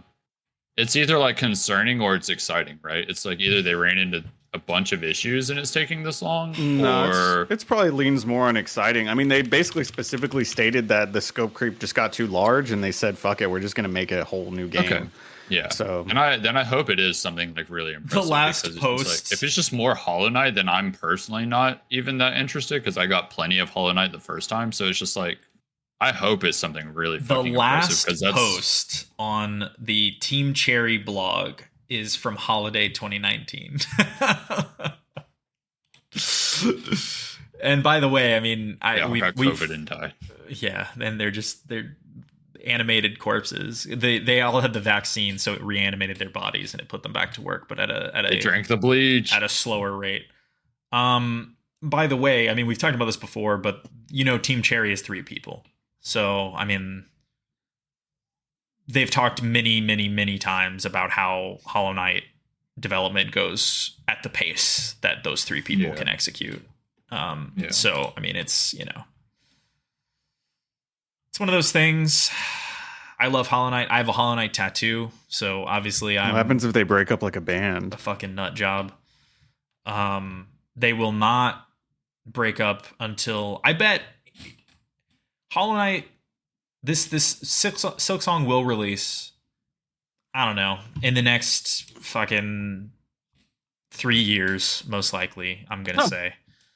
I mean, it has to. I mean, we're getting to that point where how much more could they possibly be doing? I think it's really just when they reconceptualized it from DLC into full game, they opened themselves up to a full development cycle, right? Which these days is pretty long.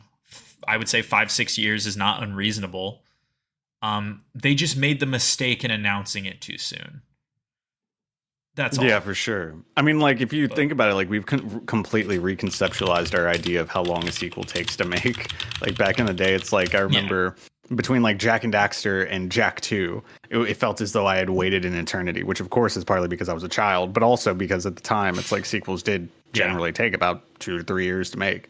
So it took now 2 to 3 years is like, damn, y'all did this shit, like, fucking fast. It took them about 6 years to make Hollow Knight 1.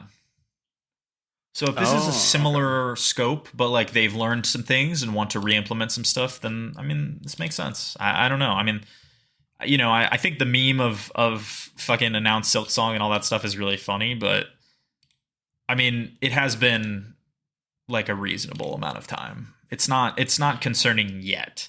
If we hit 10 years, then it's like this shit's never coming out. Well, it will be 10 years. If you say it's going to take 3 years, it'll be 10 years. Yeah. I mean, at that point, if they haven't announced a release date, then be concerned. But I think we're fine right now. By the way, the Hollow Knight merch, dude, holy fuck, man. They're getting out there with some shit. They've got like resin statues, a bunch of t-shirts now. When I was in the Hollow Knight fandom, there wasn't nearly this breadth of shit, dude. They've got a desk mat, like a mouse mat for your, like a mouse, like a pad, but one of the really big ones.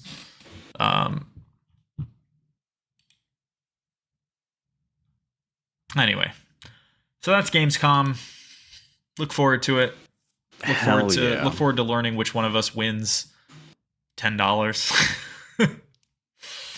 Have you guys actually looked at any of the footage for the new Space Marine that they've been releasing? I haven't actually like looked. I saw one like WebM that was like randomly posted. It was like but we know where that was posted. In my life. Yeah. I'll tell you who I fraternize with. This man's a black-pilled incel. So it was sick. It was a sick ass fucking WebM. Yeah, so. I watched a couple of YouTubers. Their kind of unedited gameplay, and I don't need to watch anymore. I'm gonna buy it. I mean, that's it. Like I'm gonna buy it. I'm 100% on board. Yeah, it looks good. 3-player co-op. So on Game Pass, right? Is it? No.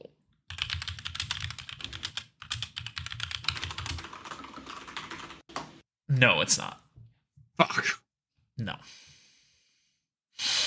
That would have been really nice, all things considered, because Outlaws is going to be de novo fucking what's it called? Black Myth Wukong is going to be de nouveau. Whatever, Space dude. Marine is a fucking multiplayer game. Outlaws, I will pay $15 to Ubisoft Plus to play that game for 2 weeks and be done with it. Like, that's it. Yeah, you're right. I'll just do it that way. Just pay the $15. I mean, and I get to play. It's better than $70. Prince of Persia. Yeah, that's a game I need to get back to. Yeah, just pay the $15 for the subscription. Who gives a shit? Black Myth Wukong, unfortunately, you just have to buy. I think it's $60, right? Or is it $50? 60. Yeah, unfortunately, that's one you have to buy. I don't think it's out, which is nice. But it's very nice of them. I mean, you know what? It's like they knew. They feel confident. They feel confident in their product. Good for them. Oh, I'd like to see the confidence in some PC, or no, I'm saying it all wrong.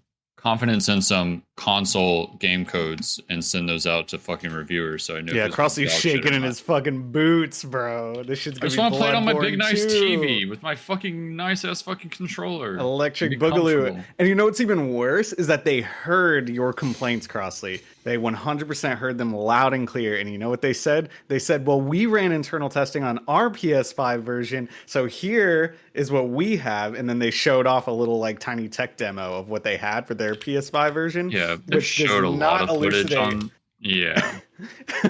At all how it's actually going to perform on most people's PS5s.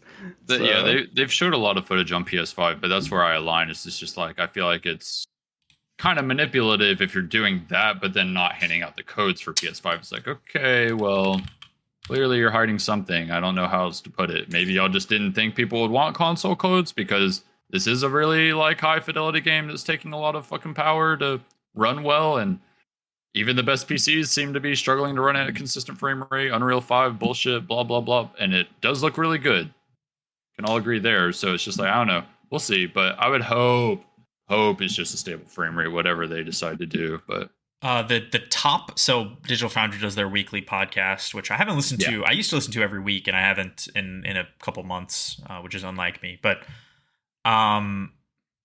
episode, they release their episodes. I think if you're a patron, they come out on Fridays, but if you're not a patron, they come out on like Sunday.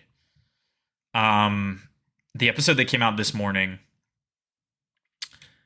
the team, on the eve of its release, the team ponder the dearth of Black Myth Wukong PS5 reviews.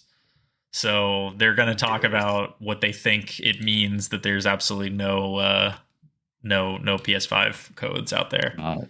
It's not a good sign. It's never been a good sign ever in the fucking history of games releases. I mean, it's not a first party game. So what that means is optimization wise, how much support were they getting? I'll say this, based on what Merced shared and what I've read around, it seems to be hitting PCs pretty hard. Yeah. So unless they did a really good job optimizing the PS5 version, you said you didn't check it out, right? You didn't check out the Digital Foundry. There's no Digital Foundry video yet. For Black Myth, I thought. Wait, was I looking at a different? I might have been looking. I don't think there is one. But what I did see for the people that did do their testing so far, it seems as though generally, if you're going to be running it at 4K, on a decent rig, you're probably going to be getting around like 28, 30 FPS, more than likely. On 1440, on 1440, you might be hitting anywhere from 60 to 70, which is pretty. I mean, that's a hefty fucking game. That's a really hefty game. So who knows? Yeah. Hitting the rigs hard. I don't know. My hope is that they tune down whatever is so intense, like whether that's some fidelity here or there, or fucking effects there, or whatever the fuck on the PS5 to give it a smooth rate. Because all I'm hearing about this game is that the action is very fast paced and very like precise input, like, importance. Like so if it's not going to be fucking smooth and seamless, it's not going to be a good time. Like, period. So sometime tomorrow. So the unlock time on Steam, by the way, seems to be holding. So in about 32 hours, it'll be unlocked on Steam. So tomorrow night. Um, So you think you're gonna wait, Crossley? I bet today I feel we'll like I have see. to. Sorry, today. Early tomorrow, we'll probably get our Digital Foundry video. That'd be my guess. Just throwing it But out they there. they don't usually do. They usually have a PC one and a PS5 one. Yeah. No, agreed. I think sometime tomorrow, we'll get our PC one for sure. Oh, okay. Ideally before release is my thought.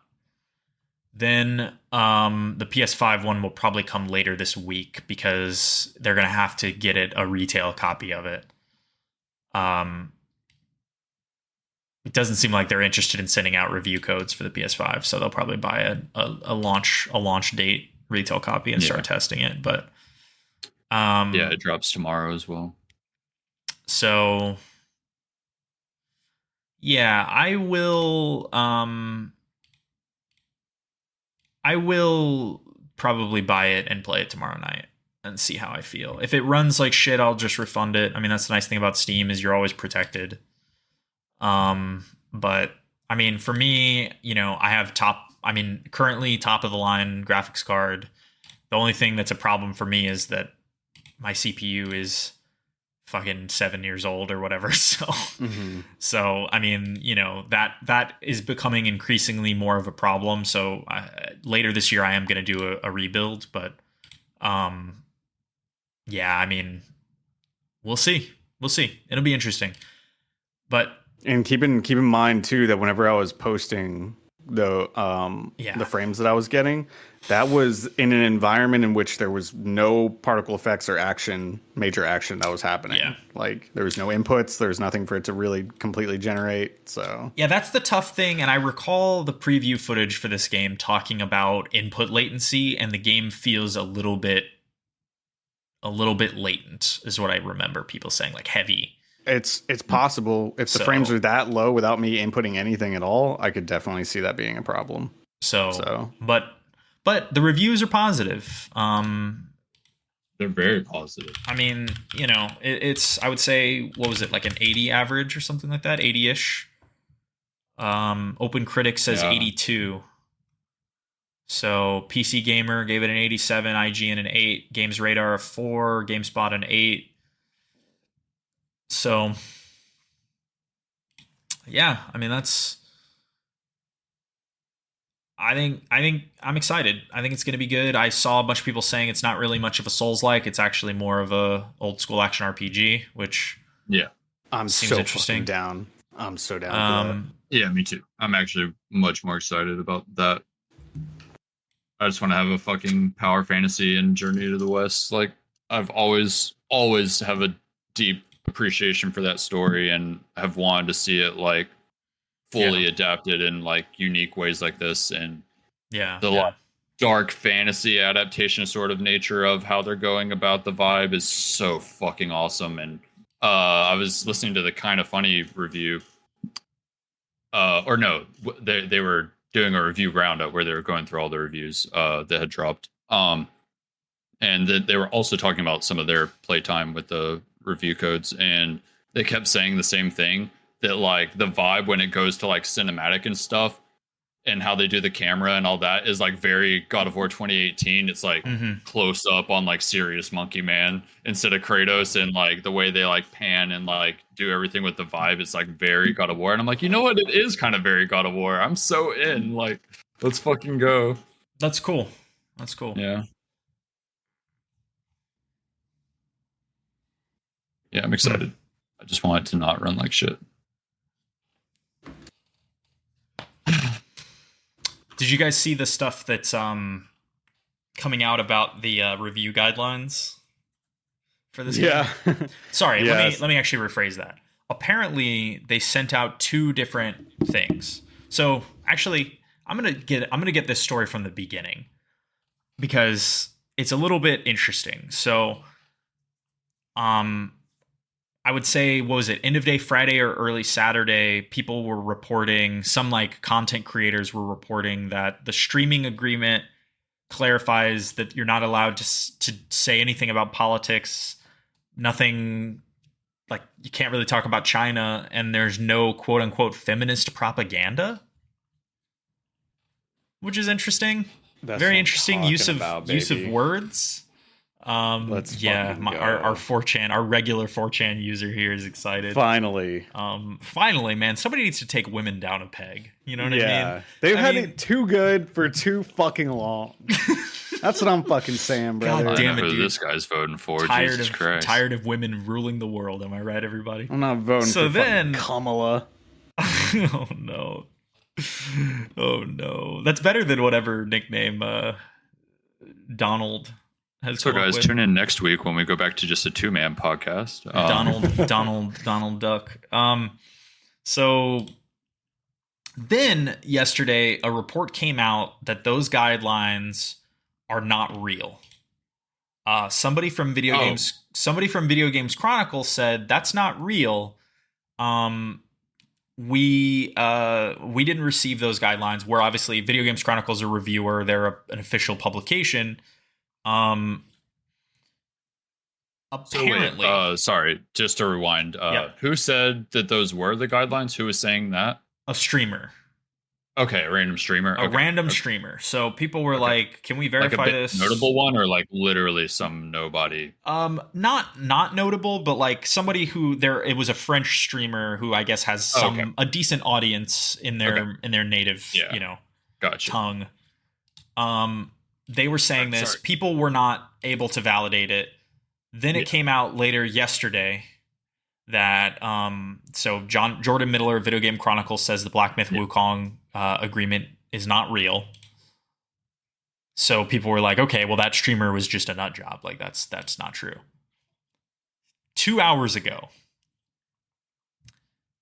Paul Tassi from Forbes, who is I know Paul Tassi, I follow him on Twitter. He's a reputable journalist. Generally pretty good reporter, has done some leaks and stuff in the past as well that have been verified. He says he has verified that the streaming guidelines are real. They're real. So it's confirmed now that streamers received a different set of guidelines than official publications, than reviewers did, than critics did. So I have confirmed with a U.S. creator I trust that the Black Myth Wukong guideline email is real. This is Paul's tweet. An extended conversation with an email tracing back to the company resulted in an actual code for the game. It's not some random Google Doc. Here's the do's and don'ts. Do's, enjoy the game. Don'ts, do not insult other influencers or players. Do not use any offensive language or humor. Do not include politics, violence, nudity, feminist propaganda, fetishization, and other content that instigates negative discourse. Do not use trigger words such as quarantine or isolation or COVID-19. Do not discuss content related to China's game industry policies, opinions, news, etc. Damn. I wonder if that's on it. I wonder if that's not so much that they really care, and it's more so to just like cover their own ass in a way. You know what I mean? That they don't want to be associated with. Okay, we gave this person this code. Now they're talking about this thing.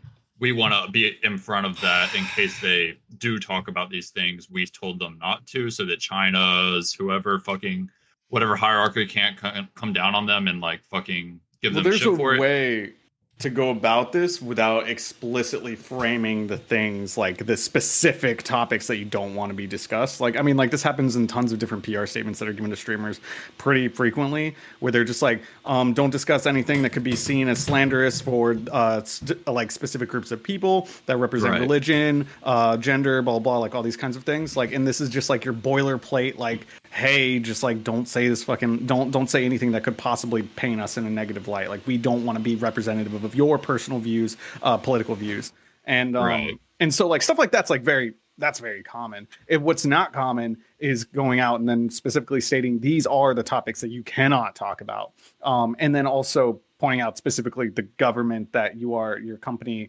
is, I mean, I guess tied to politically, because it is a Chinese company. It has to be tied politically to them. But usually they wouldn't say the nation in and of itself. It would just be so I guess here's my 2-bit take on this, which is that these are developers, they're game developers, not politicians.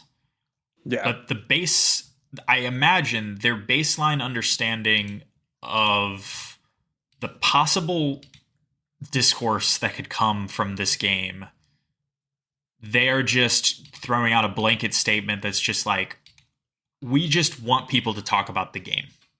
We don't want people to talk about the context that we live in terms of where our studio is located, because they, rightfully so, I think, understand that there is a misconception about China in the West and about the West in China, right? On a broad political sense.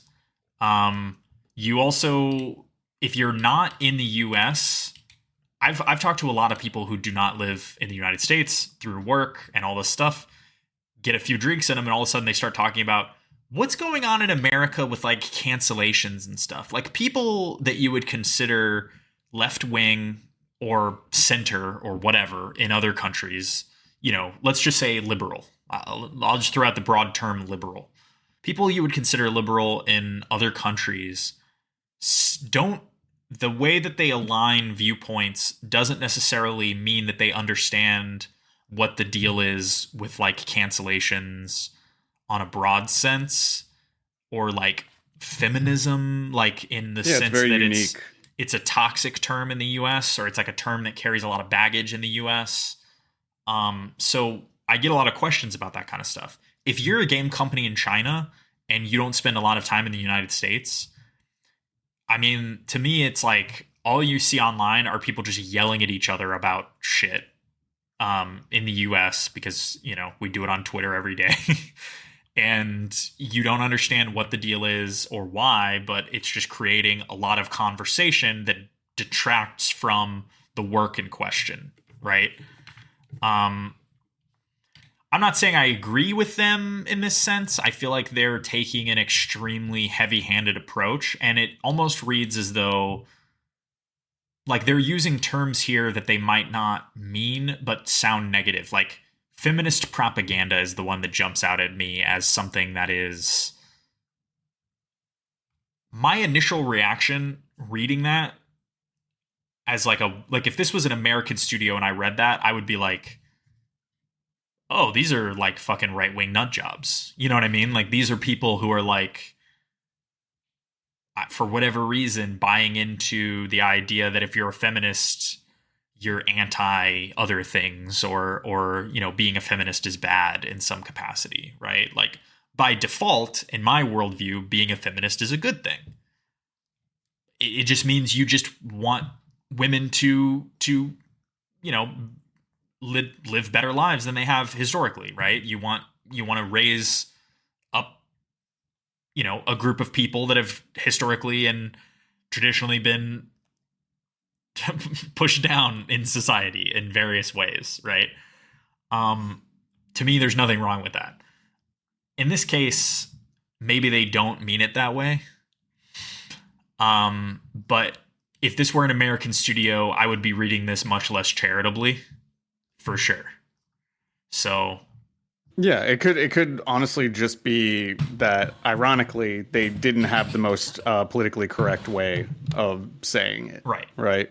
Like, because they didn't understand the full context in which, like, how to convey exactly what they were thinking. Yeah. Maybe it's just a quick translation, or from somebody who isn't a native English speaker or something like that, right? So, yeah, I'm just like very surprised that, like, if that is the mistake, which it very well could be, it's just very surprising that they didn't have like some HR person just look over it and be like, hey, like we should probably rephrase this in this way, because like I was saying, it's like there's a boilerplate standard way where you can you hit all the fucking notes that you want to hit without specifically talking about, you know, fucking COVID or China or whatever the fuck. Well, I mean, you know, here's the thing is that, I mean, their publisher is also Chinese, of course. I mean, it makes sense. It's a Chinese development company, but their publisher is themselves. I mean, they probably have a different publishing division or whatever, but I mean, you know, it's not like in the, you know, back in the day, right? Like a bajillion years ago, let's say you would have a game developed in Japan, then you might find a Western publisher to publish it and do the localization and all that stuff. Yeah. If they had a Western publisher in the US, they would have read this and been like, I don't know about this. You know what I mean? Like, maybe we should change some things. Maybe we should do this. Maybe we should do that. But I mean, who knows? I mean, anybody could have done this translation and put this out or written this guideline and not had it, checked, right? So yeah, there's nobody stopping them from just releasing it. Yeah, I mean, yeah, it is interesting. I could see this. I don't know. I could see this having an effect on this is going to have the opposite effect of what they intended. Now everyone is only going to be talking about this for the next 5 to 7 days. Like it's going to be like, what is the deal with these people? And they're going to have to actually care. They're going to have to put out a statement. Yeah, unfortunately, yes. Because I online, I think 9 out of 10 people. Yeah, online, the Twitterers are always, but I don't think most people are, one, even going to know this happened, that want to buy and play this game, and two, they're just going to buy and play this game, regardless of any of this conversation. Like, yeah, I mean, I'm not buying this game anymore. Crossline. Yeah, right. Nobody fucking cares. This is not a single person about that thing other than the streamer that got it and was like, oh, this is kind of weird. Unfortunately, I mean, yeah, I think at this stage I'm still being charitable, but if they came out and put out a statement that was like totally off the wall, like just objectively, what the fuck are they doing? Like, I don't know. What if they were just like, our official stand, we like to clarify something. We do hate women. Like, if it, or whatever. Like, if they did that shit, I mean, I wouldn't. 2 copies, baby. Let's go. Right. Yeah, there we go. Yes. I'm going to buy 2 copies and give them to women. That would be one thing. This is not even close to that. Yeah. Not even a little bit. So, yeah, I agree. If they did something like that, that would be a bit more impactful. But this is not even in the same ballpark as that kind of statement. This is them trying to cover their bases. They're fucking in China, and they're trying to be fucking careful. I get it, bro. Like, that's literally all it reads to me. And in the US, these statements do have political connotations attached to them, right? So, like, think about the Stellar Blade people. Like, all the right-wingers came out to bat for Stellar Blade for some reason. That's what it's called, right? Stellar Blade? Yeah, it's Stellar Blade. All the right-wingers came out to bat for Stellar Blade just because they thought the woman was hot and thought that the Korean developers, for some reason, were, like, represented a studio stemming the tide of fucking ugly women in video games or something like that. So it became, even though Stellar Blade, by the way, a game that came and went by all accounts, people are not talking about Stellar Blade very much anymore. But in the weeks leading up to release, it was a hot debate because it was basically like everything now. For some reason, a specific piece of media that people consume furthers a specific agenda.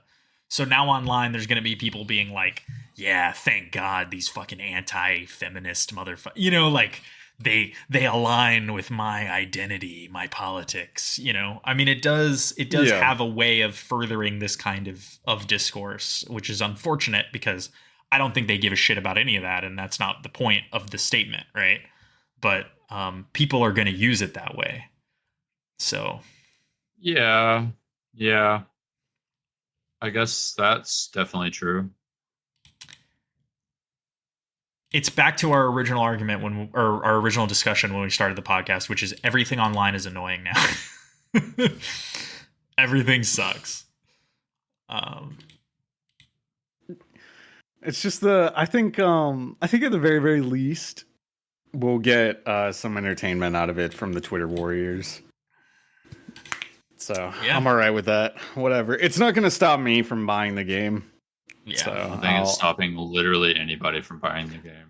I bet you, Crossley, there are actually people who will look at this and then be like, I cannot support this anymore. They'll either say like, oh, I'm against, like, oh, Chinese company acting like the Chinese government, trying to censor people. That's the thing, right? Like anybody that has a problem with this was looking for a problem. They were just waiting for some controversy to come up. Like they didn't actually fucking care to begin with. They were just waiting for a reason to fucking prove that they didn't. Yeah. Like I don't think anybody that is fucking like into what this game appears to be and was planning on buying it is going to see what we're talking about and be like, yeah, actually I don't anymore. Like I don't think it's a lot of people, but I bet you there are people. That's what I mean though, right? Like who fucking cares? Oh, a couple of fucking idiots? Yeah, sure. For sure. Like obviously there's like always going to be some percentage, but like who actually cares? Nobody.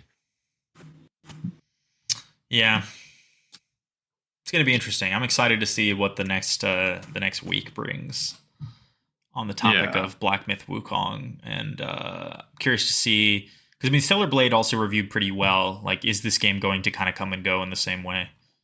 I don't know, because Stellar Blade kind of came and went in a different way too, in the sense that I barely knew it existed until it was coming out. Like I remember the trailers and being like, oh okay, yeah, this thing, but like I had no idea it was going to be such a moment until it did kind of come out, and a lot of people really enjoyed it, and I was like, oh, maybe I should pick this up, and I didn't. But, you know, it came and went in a bunch of different ways, whereas this has been, like, in the gaming ether for, like, a while now. People have been waiting for this game. And there was a long time when it was like, is it even real? Is this just some random fucking thing somebody made and it's never going to come out? And then it was real, and then it had a release date, and now it's finally here. Like, bro, people have been waiting for this fucking game. Like, if this Black is a Myth, moment. If Stellar Blade came out on PC, there's probably 100% higher chance that I would have played it by now. Like, to be honest, I forget that that's an exclusive. That's kind of weird. Yeah, unfortunate, really. I'm probably in the same exact boat.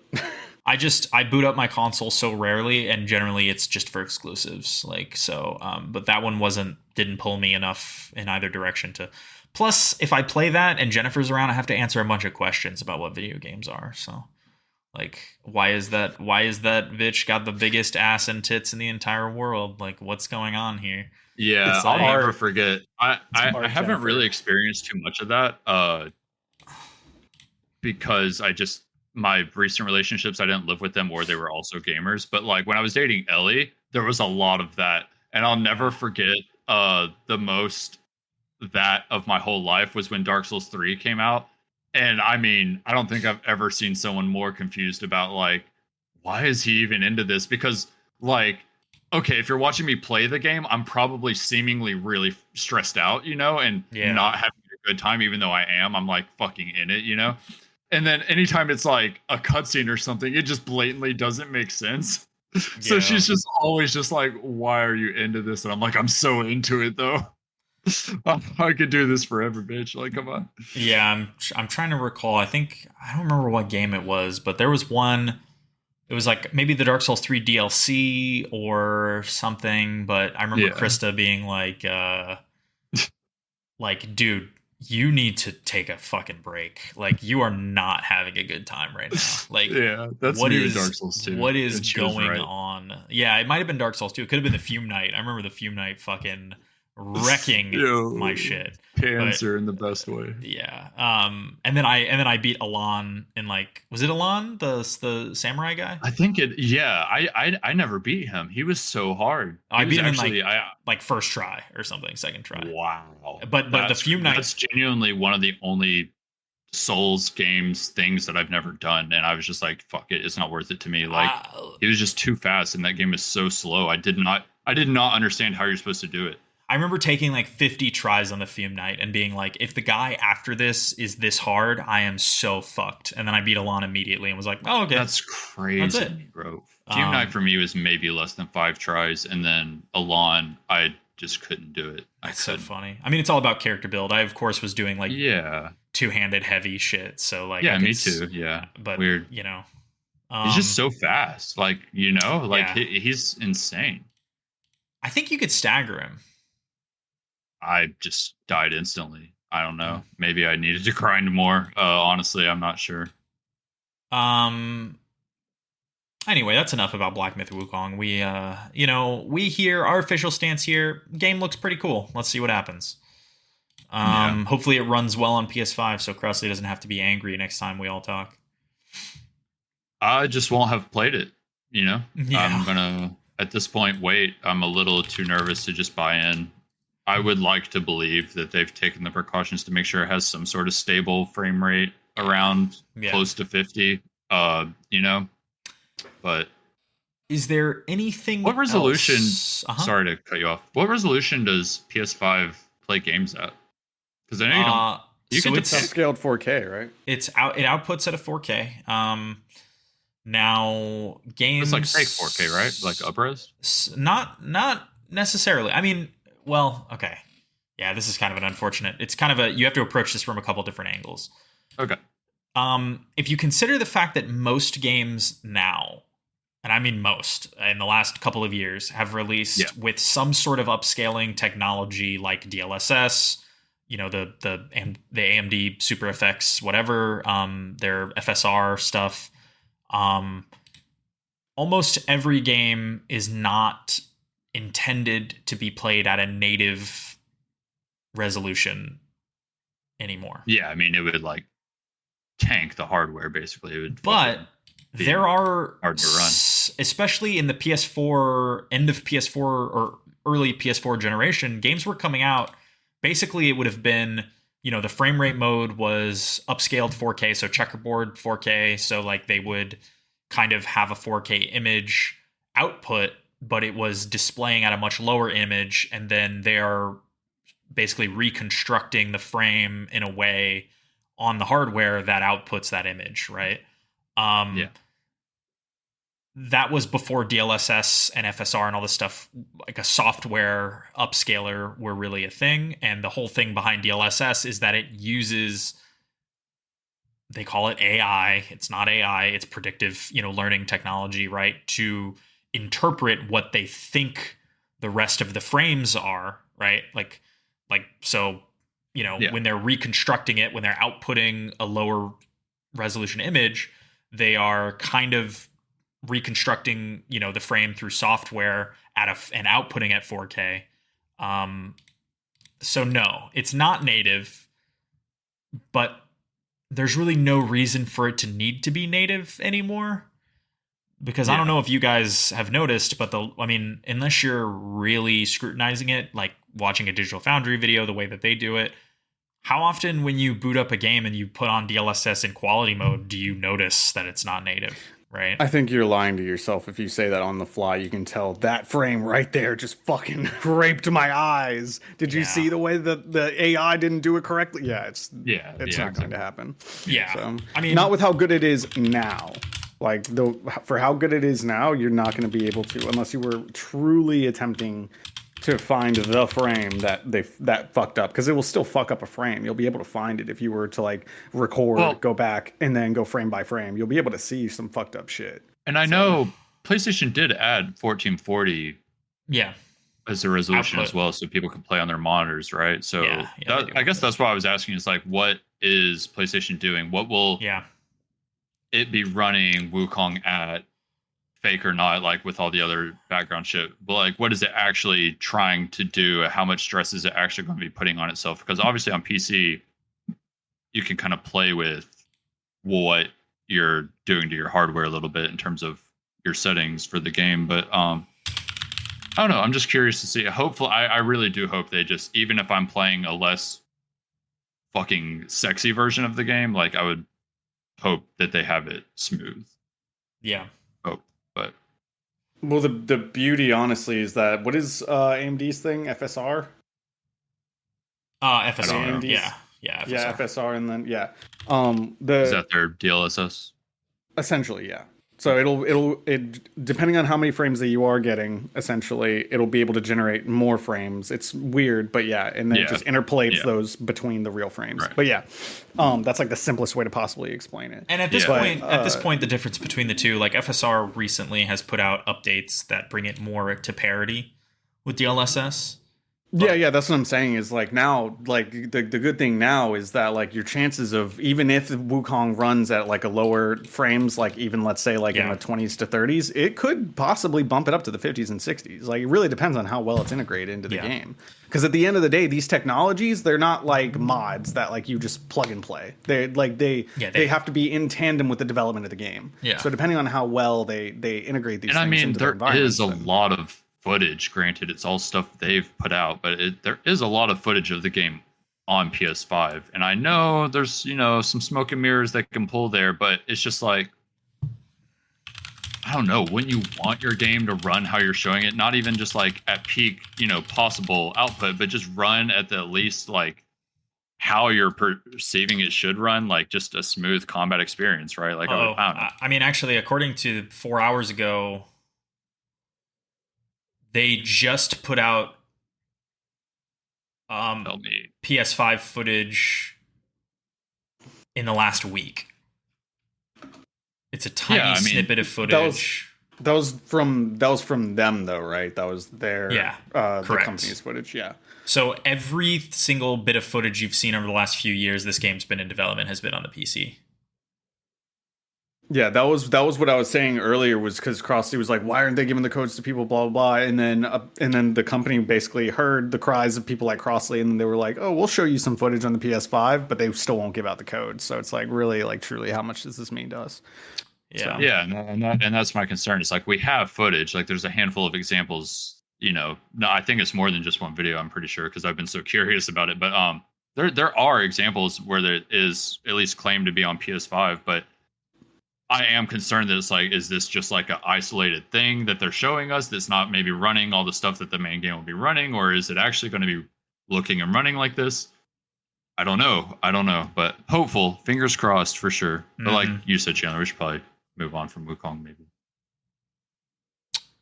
Yeah, it's interesting though. Like, I mean, it's an interesting topic. That's why we dedicated so much time to it, because there's a lot to talk about. I mean, This kind of stuff happens. This kind of stuff happens all the time. I think I wouldn't be concerned at all if it wasn't just absolutely brutalizing PCs right now, right? Like, I think by default, if people want to get good frame rates at higher than 1080p resolutions, they're gonna be using DLSS or some kind of upscaler. So I for sure am. Yeah. So one has to assume they can't use DLSS on consoles because it's their AMD architecture, so it has to be FSR. FSR's better these days, depends on the version that they're using, right? Merced's right. They do need to develop the game with a specific upscaler in mind. So if they've been working on this game for a number of years and, they're using FSR 2 while FSR 3 is now out, maybe you get artifacting or some ugliness in the frame, that kind of thing. But who knows? We shall see. Yeah, I think it doesn't have to be perfect. I do expect it to not be perfect. Basically, I just want it to be like playable, which I really do think it will be. I do think it'll be a solid enough, smooth experience to where I won't have any real issues other than like here and there type thing. But like, I don't know. They have been like working on this a long time, and it's not like been a out of nowhere thing that it was getting like a PS5 release. Like, they've been marketed by Sony a lot and stuff. Like, there's clearly, so I would hope that it's, I don't know. I feel like I'm just repeating myself, but I I'm still hopeful. I'm just cautiously hopeful. Yeah. Let's see what happens. Are we back on the Veilguard train? Yeah, dude. I'm completely all in. Yeah, I was all in right after they fumbled at that fucking that story live trailer stream, and then released the trailer the day after. And I was like, all right, this trailer's way better. The story trailer looked terrible, and then they released, like, I didn't like the art style. I didn't like how they presented everything. Yeah, it looked bad. And they showed off that gameplay footage, and I was like, oh, okay, yeah, this is gonna be sick. This is it. I don't need to see anything else. I'm good. Like, and now it's October 31st, so we're gonna have another big game. Yep. It's kind of unfortunate because I did not ever play the DLC for Inquisition, and this, I hear, does rely on some pretty in-depth knowledge of what occurs in that DLC. So yeah, you'll want to, if you are really really caring about the story, like I know I am, you'll definitely want to do some sort of. I know playing it is basically not an option if I had to guess, just because it's No, so it is. much of a slog. Oh, okay. Well, if you're able to play it, then do it. But yeah, there's going to be a lot of relevant content there for sure. I'm trying to log into my EA account right now, so I remember exactly when. And they clearly, just based off of that gameplay thing we were talking about, they clearly expect you to know what's happened since. You guys probably recall, but I mean, in the last, I think it's been since I moved to New York, so I'll say in the last 3 years, I replayed. Actually, maybe it was right before I moved. Oh no, I replayed I replayed Dragon Age 1 and 2. Nice. I would not love that to long replay ago. one. I would love to do that. Damn. It feels like it was more recent, but I'm starting to think back. Maybe it was right before I moved from Chicago, so like 2020, 2021. Yeah.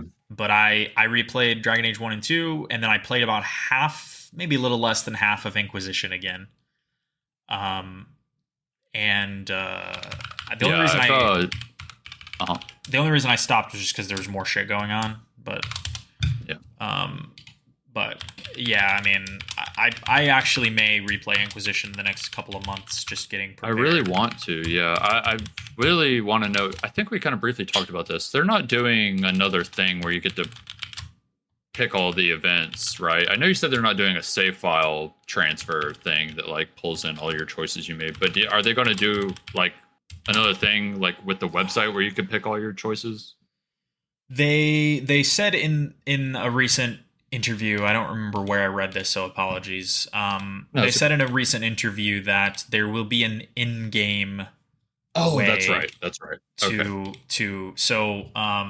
My guess, as somebody who had played through The Witcher 2, but did it on.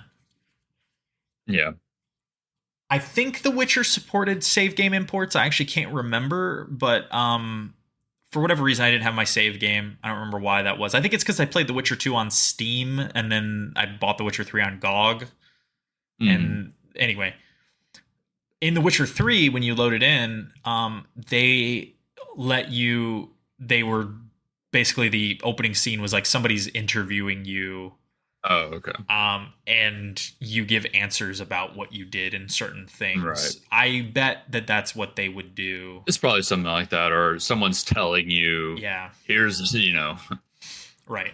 Yeah, some sort of narrative type thing. Yeah, no, that makes sense. Yeah. Oh, God, I can't wait. I'm getting more excited the more I think about it. But yeah, I might try to replay Inquisition myself. I've tried a couple times because I want to play through as a female elf mage, I think it is, because that's how you can unlock like some secret dialogues with Solus. You can only romance him if you're a female elf mage, and it's the only way to get very specific dialogues that I've never seen before, and there's a lot to unpack there that I'm interested in. So, and I need to play the DLC, but it's just really hard for me to get through that main game again, just because it's long. But I don't know. It is extremely long, and it's the funny close, thing is, so I don't know if I will, but. I think that's my biggest complaint about Dragon Age Inquisition is that it's long and only a percentage of the content is really worth it. Like they went a little too hard in the MMO direction. I would say about 50% is like actual content, and the other 50% is like go here and kill 3 wolves. Yeah, and then it's like I really enjoyed it the first time around, so I like. There's like that part of me that wants to push back and be like, no, it's all worth it. But I totally know what you mean. Just in the replay of it, it's like, oh, okay, yeah, like I really don't need all this. But I also feel that way because I've done all the game and I really just want to shortcut to the next story moment that I'm like waiting for the different dialogue option and shit for. So for me, it's like, I don't want to do this game part again because that is the redundant thing that I've already done before and had my fill, but I can't wait for the next fucking new dialogue. So it's like, it's almost at odds with itself. Like the game was fine and maybe it is too long, but like if you don't notice the first time and you're enjoying it all the first time, it's like, I don't know, is it too long? It's hard to say, but yeah, you're right. It's a game where you kind of have to settle in and not. Like, if you're willing to spend some time with it, I mean, you soak in its world more if you do all of the content. You you get a feeling of exploration on some level. Yeah, and there's no like, maybe I'm wrong, it's been a long time, but there's no like grinding either. Like you could sort of main path it. You don't really ever have to like, oh, this is too hard, I have to go grind. Like you don't really have trouble if you go off the main path and go fuck with something you're not supposed to, I feel like. Yeah, they kind of try to de-emphasize hanging out in one area for a long time in that game by making content that's really hard to accomplish. That's why a lot of people were like, I'm in the hinterlands for fucking ever, and I just ran into a dragon and it's one-shotting me, like shit like that. I fucked around and found out at the very beginning a lot. Yeah, for sure. Yeah. That game's challenging up front, but I never did play those games. So fucking good, dude. They're really good games. The save files are not carrying over, right? You don't need a save file. They're like they said, like we were just talking about. They will have a way in the game to choose past stuff from the previous games. So like, oh, okay. Like they haven't specified what it'll be like, but yeah, there's a way for you to be like, oh, the Grey Warden did this and this. So like the major choices will carry over if you remember. Yeah. And for you, somebody who has no context, maybe they just let you pick a general one, or they just let you pick whatever sounds the best. Like they present. It'll probably be like a preset or something where it's like, have you played this game before? Yeah, maybe. Who knows? Yeah, just go from there. But I was honestly like, just watching the newest trailer, I was like very surprised because I realized, I was like, damn, I'm actually like excited for this because the world looks really, really fucking cool. Yeah. And I haven't played such a fantastical game in a while. So yeah. God, man. I'm with Crossy on this one. I'm extremely excited. It's kind of stupid how excited I am. I cannot remember my EA account login, so I don't know. Okay. Which one? Yeah, exactly. That's the problem, is that now I have two. So the old one that I've had for 15 years or more, and then the one that I had to make to link to my Game Pass account. Because it turns out EA accounts let you link accounts to another account one time ever. So because I linked my original EA account to my old Xbox Live account from like 2005, I cannot unlink that. Yeah. So which is fucking wild. That's impressively stupid. I do not have access to that Xbox Live account anymore. So anyway, anything else before we wrap up? I feel like we kind of, I had a lot of games that I played in the last couple of weeks, but at this point, I feel like we've talked. We've adequately chatted. Yes, we have chatted. I didn't even have to pull out my reserves that I had ready. Yeah, I mean, is there anything else you guys wanted to go over? How you feeling? Good. I didn't have anything. Yeah, I didn't even have anything in the fucking reserves at all. I was just shooting from the fucking hip. Yeah, dude. Crossley? Nah, we'll save it, bro. Okay. The whole thing. We're always saving it. Every single time we'll get next, go on. The next time we talk, we're gonna be talking about Black Myth Wukong.